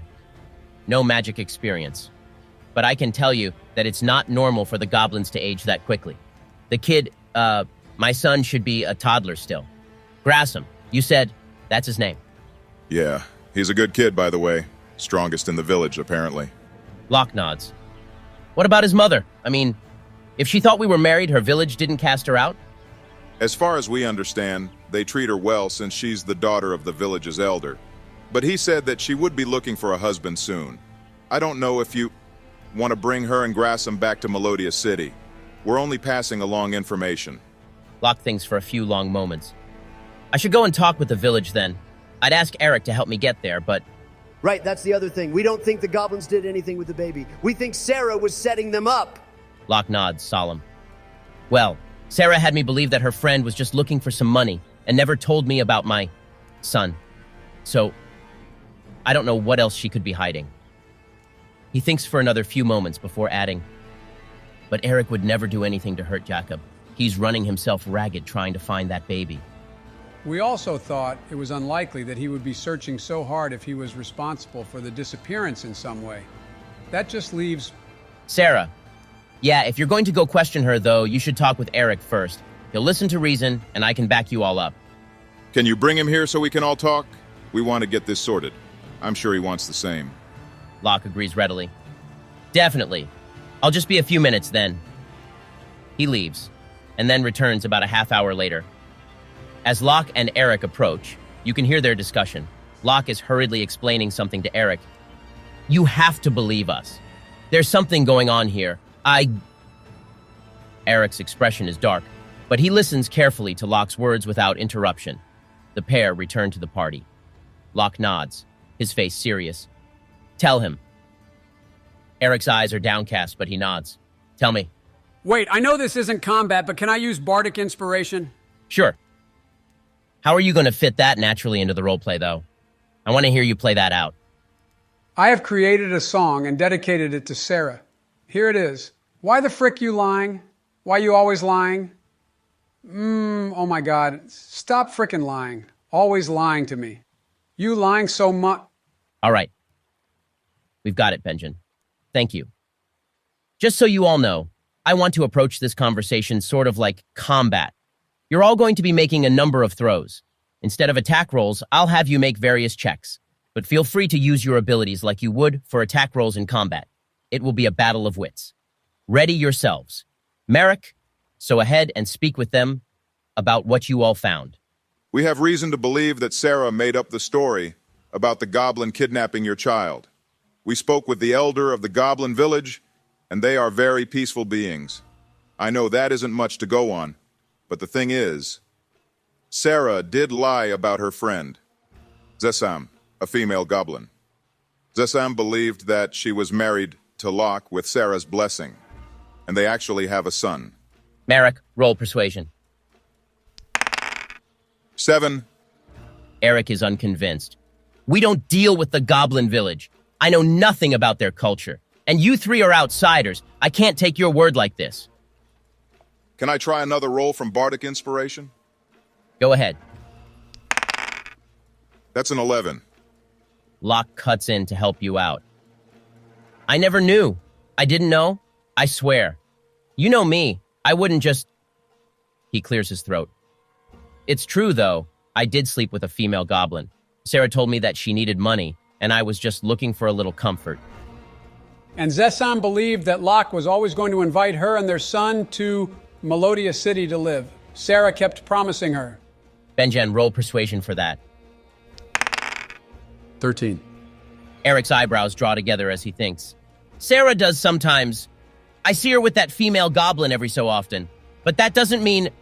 I will interject. Sarah knows the goblins well, doesn't she? That female goblin is her friend. If she knows them so well, why did she blame them for taking the baby? Donna, roll persuasion. 12. That should be enough, right? Eric nods, but doesn't seem totally convinced. Maybe they did take him. But why would they take the kid? Going through the forest with a baby is a death trap. You've been in there enough to know. Roll again, Donna. Yes, 19. Eric lets out a strained breath. I do admit that's suspicious. It doesn't add up. Eric, why don't we just talk to Sarah together? Let's confront her together. Roll persuasion again. I got a 7. Wait, I'm going to do another roll with Bardic Inspiration. This has got to work. That's a 15. I would have thought y'all's other rolls worked, but... Ben, can I eat one of the candies that adds 1 to a saving throw? You said to treat this like combat. I'll allow that. That makes the roll a 16? Yep, you got it. Okay. Eric thinks for a few more moments, and then nods his head. Yeah, we'll go talk to her. Locke, you stay here at your post. I'll go with these three. Eric leads the party to his farm. It is a humble dwelling with tilled land. Outside, you see a woman with black hair laboring in the field with a hoe, working the earth for more planting. Sarah? Eric's voice is strained. He searches for the right words to say. These three, they've been looking for our son. Sarah puts down the hoe and straightens up. You notice that she takes a second to shift the expression on her face, as if she is searching for the right emotion. Yes, she finally says. I heard there were some adventurers in town who were helping. Thank you very much. At this, Eric grits his teeth. Sarah, please be honest with me. Donna will step forward. I'll talk to her woman to woman. Sarah, you did something to your baby, didn't you? Sarah's expression twists with anger. Why would you accuse me of such a thing? Because I know that you pimped out your friend. What a horrible woman you are, so lacking in morals. I have come to judge you for these deeds. Donna, roll intimidation. Yes, 21. Eat it, Sarah. Sarah's expression suddenly grows blank. I thought this would happen eventually. Why couldn't you all just let it be? Her tendrils of hair grow longer, hardening into extra appendages. Donna is not afraid. She will ready her great axe. I'll tell Eric to stand back. I'm worried he'll do something. This is his wife, after all. Sarah's voice is hollow. Her face transforms into a skull that is almost wooden in appearance, with carvings all across the bone. Do you think I wanted to live in this hellscape? That I dreamed of slowly starving to death and scraping for every scrap I could find? That little creature was nothing more than a parasite. Her hand stretches out, transforming into a withered bone. You promised me more. She points at Eric, letting out a high-pitched screech. What the heck is this woman? I can't tell if she's a monster or a tree. Both, definitely both. Wowie, what a cool monster, Ben. I can just imagine the boss music playing. Get back in the game, sleepy Benjen. A light glows from within Sarah's face, which has fully transformed into a skull. Her mouth is permanently fixed into a horrible grin, as if carved out of wood. Eric cowers behind the party, both horrified and in terror. That's not... At his fear, a laugh echoes from Sarah's body, though it sounds as if it comes from inside her form. A hollow echo. At least that little creature was good for something. I was granted this new form when I got rid of him. Ben, do I know exactly what she is? Roll history. Marrack, I don't think now is a good time. If I know what she is, we can have a clue as to how to deal with her. I got an 18. Marrack, as you all question what this creature is supposed to be, the voice of the goddess addresses Benjen. A deadwood Banshelian? What the heck is that thing doing up here? Ugh, I bet my sister's slacking off again. So typical. You three can dispatch it for me, can't you? Her voice lingers for only a second and then fades away. Apparently it's something called a deadwood Banshelian, and it's not supposed to be here. No kidding, Benjen. My goddess, how should we fight this creature? The voice of the goddess does not answer you, Benjen, since you have forgotten to pray to her and present an offering, yet again. Damn it, I hate this goddess. We'll do this without her. Can Benjen use his cleric spells? Nope. Benjen, when this is over, get a refund on that class. It is no good to us. Let's all roll initiative. 9. 11. 14. And the Deadwood Banshelian got a 19. The combat order will go the monster, Benjen, Donna, and then Marrack. It will get off the first attack. With a screech, it lunges at Eric, branch-like claws extended at his throat. All of you must make a wisdom saving throw. If you succeed, then you may jump to protect Eric. I got 18. 14 for me. I only got an 8. That is some bad luck. Benjen and Donna, you are both able to shrug off the monster's horrifying visage, but Marrack, you find yourself frozen in place with fear. Oh shit, that thing is part banshee. Nice eye, Benjen. Donna and Benjen, you both may choose to do a dexterity saving throw to protect Eric. I got a 19. This is bullshit. I got a 9. Donna should be the one to protect Eric. She is a godly warrior woman. Donna, you are unable to step in front of the monster's swipe, but Benjen makes it in time. Benjen, you protect Eric from the attack, but you will take the damage instead. That's a 19 to hit and 9 necrotic damage. The monster's branched claws swipe across your body, leaving a trail of blackening skin. It's your turn. Okay. I want to use True Strike. If this is a banshee, it will have a lot of resistances, but it doesn't seem like a normal monster. All right. Benjen uses True Strike. Benjen, your spell grants you insight into the target's defenses and other information. You are right that this is not a regular banshee. This is a Deadwood Banshelian and will take increased damage to fire.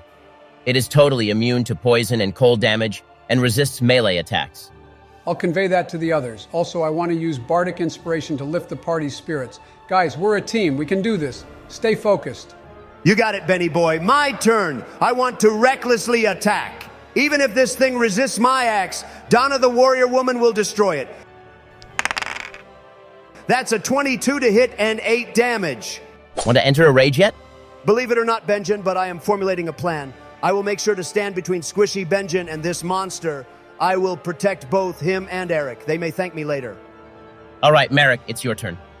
I have a question for Benjen, but it's really a question for Ben. Shoot. What do you got? Is this thing weak to heat, or is it just fire damage? Just fire damage. Damn, okay, I had a thought. Never mind then. Marrack, you first need to make a saving throw to see if you can shrug off being frightened. Right. I got 18. That'll do it. Marrack, upon seeing your teammates fight and cheer for you, you are able to fight through the fear and get back in battle. I'll cast Burning Hands as a second-level spell. It hits. What's the damage? 9. Plus, accounting for the weakness, 12 fire damage. Marrack, your fire spell climbs all over the Banshellion's branches, burning at the wooden skin and producing dark smoke. Sarah the monster lets out a high-pitched scream. All of you roll a Constitution saving throw. That is a natural 20. 8 for me. That's bullshit. Benjen, I need you to inspire me better. And I got a 9 and 10. Donna and Marrack, you each take 7 points of psychic damage. You try to cover your ears from the sound, but it rings in your ears, making you double over from the sting in your eardrums. We are at the top of the round, and the Deadwood Banshellion is going to attack. Having successfully used its wail, it now stomps over at Donna, trying to get to Eric for an attack. Donna, get ready for a reaction. 16 to hit. Ha! That misses. Benjen, get this thing. Okie dokie. Since Donna is protecting me, I'll use my crossbow. 14 to hit and 9 damage. That hits. Benjen shoots a crossbow bolt, and it severs one of the monster's branches. The monster is looking a little weary, but very dangerous. Not for long. Marrack, I'm gonna get you some paper to make a new book. Watch this. Okay, I'm going to enter a rage, Ben. I've been waiting for this. As Donna enters a rage, dark spines erupt from her skin and her fingers transform into deadly talons. A large reptilian tail flicks from her back. This is her form of the beast. Yes, because Donna is a beast, a godly warrior woman, I'm going to attack with my tail. 17 to hit and 8 damage. Tell us how you attack, Donna. This isn't going to kill the monster, though. Damn it. Well, anyway, Donna whips around swinging her magnificent tail like a whip. This stupid tree better not touch any of us. My turn again. I'll cast Firebolt at the monster. I'm afraid of using Burning Hands in this position. Might light up the whole team. Good call. What's the hit? 16 and 5 damage. The Deadwood Banshellion stumbles back as more of her branches catch fire. The glow from inside her skull falters and flickers. But it isn't over yet. This time, she lunges for Marrack, giving up on attacking Donna with her tail whip. That is a 17 to hit and 14 necrotic damage. Oh, crap. Okay. Benjen, do you have any healing spells? I know you're out of your cleric spells, but... I have some, but should we just attack the monster? It seems like it is almost dead. That's your choice to make, Benjen. I'll load up another bolt on my crossbow and attack. 16 to hit and 6 damage. Benjen's crossbow bolt slices through another branch. The Banshellion stumbles in the air, unsteady. The glow within the skull flickers. We've got this, boys. We're almost through. Time for a double whammy. Reckless attack and rage combined with my beastly badass tail whip. 13 to hit and 9 damage. Yes. Donna, your tail deals a devastating smash against the monster, breaking away the wooden branches and bone-like protrusions. The light within the monster is dim, nearly gone. It is not firmly planted in the ground, panting. You hear the voice of the creature. Can't die. Can't die yet. Haven't lived. One more Firebolt should do it. I am nearly dead, but we've got to end this. I'll cast Firebolt. 24 to hit and 10 damage. That will be the final blow to the Deadwood Banshellion. How does it go down? I'll let you narrate that last hit. Nearly dead. Supporting myself against the fence of the farm. I raise my hand and shoot out a jet of fire right at the monster. The wooden bones explode with 1,000 embers, and the light within the monster totally fades, replaced with the roaring fire of my spell. Amazing. Great job, guys. Now I will quickly run over and cast Healing Word as a first-level spell on Marrack. It will heal him for 9 HP. Okay, that wasn't necessary, but I'll allow it. Ben, you keep sending multiple monsters at us without warning. I do not trust you to let us have this win. Well, you guys did it anyway. As the monster crumbles into embers, Eric speaks up from behind you. I can't believe she wasn't even human anymore. Since when? How long? His voice trails off. I will put my hand on Eric's shoulder and offer a small prayer to the goddess for him. May this man's heart be healed with time. From behind the party, you hear the voices of several villagers who came running, including Locke, whose face is pale. Apparently, they all saw the smoke from Marrack's fire spells and came just in time to see Sarah's monstrous form. They gaze at you all in a mixture of awe and confusion. Locke steps through the fence to comfort Eric, giving you three a grateful nod. You have our thanks, adventurers, he says. Although we might not look it now, we are thankful that you were able to uncover an evil lurking in our midst. That is what we are here for. Though I never would have guessed that Sarah was such an evil being. She was dealing necrotic damage to us, right? Does that mean she became some sort of undead? Seems like it, yeah. That aside, Donna, what the heck is up with your beast form? Cool, isn't it? Donna's path is the path of the beast, as she is a beast in a metaphorical sense, and now in a literal sense. We'll go more into that in an upcoming one-shot episode for Donna's backstory. For now, however, the party goes back to Desdemona's Inn for some rest and to recover. Well, we took care of that baby quest a bit faster than I thought. All the same, I'm glad things are sort of resolved. That leaves us on Benjen's temple pilgrimage. If I remember correctly, Mem said that the next temple to visit is the one near a beach. Benjen has to play the portion of the song he learned there, and then we can go through the dungeon for the next portion of the song.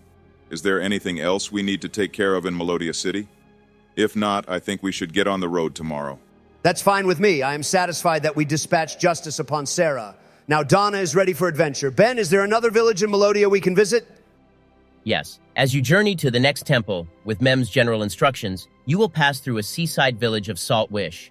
Then that is our next stop, oh goody. I am excited to see more of this land, Ben. If that is the plan, then we can end this episode here.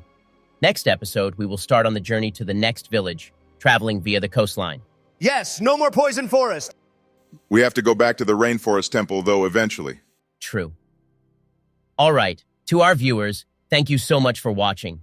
The next video will be a compilation movie of the first 4 episodes of this campaign. We will also be working on the one-shot story with Donna's backstory and moving on to episode 5. If you liked the episode, leave a like, comment, and subscribe to the channel to stay up to date. We thank you for all of the support thus far. We will see you in the next video.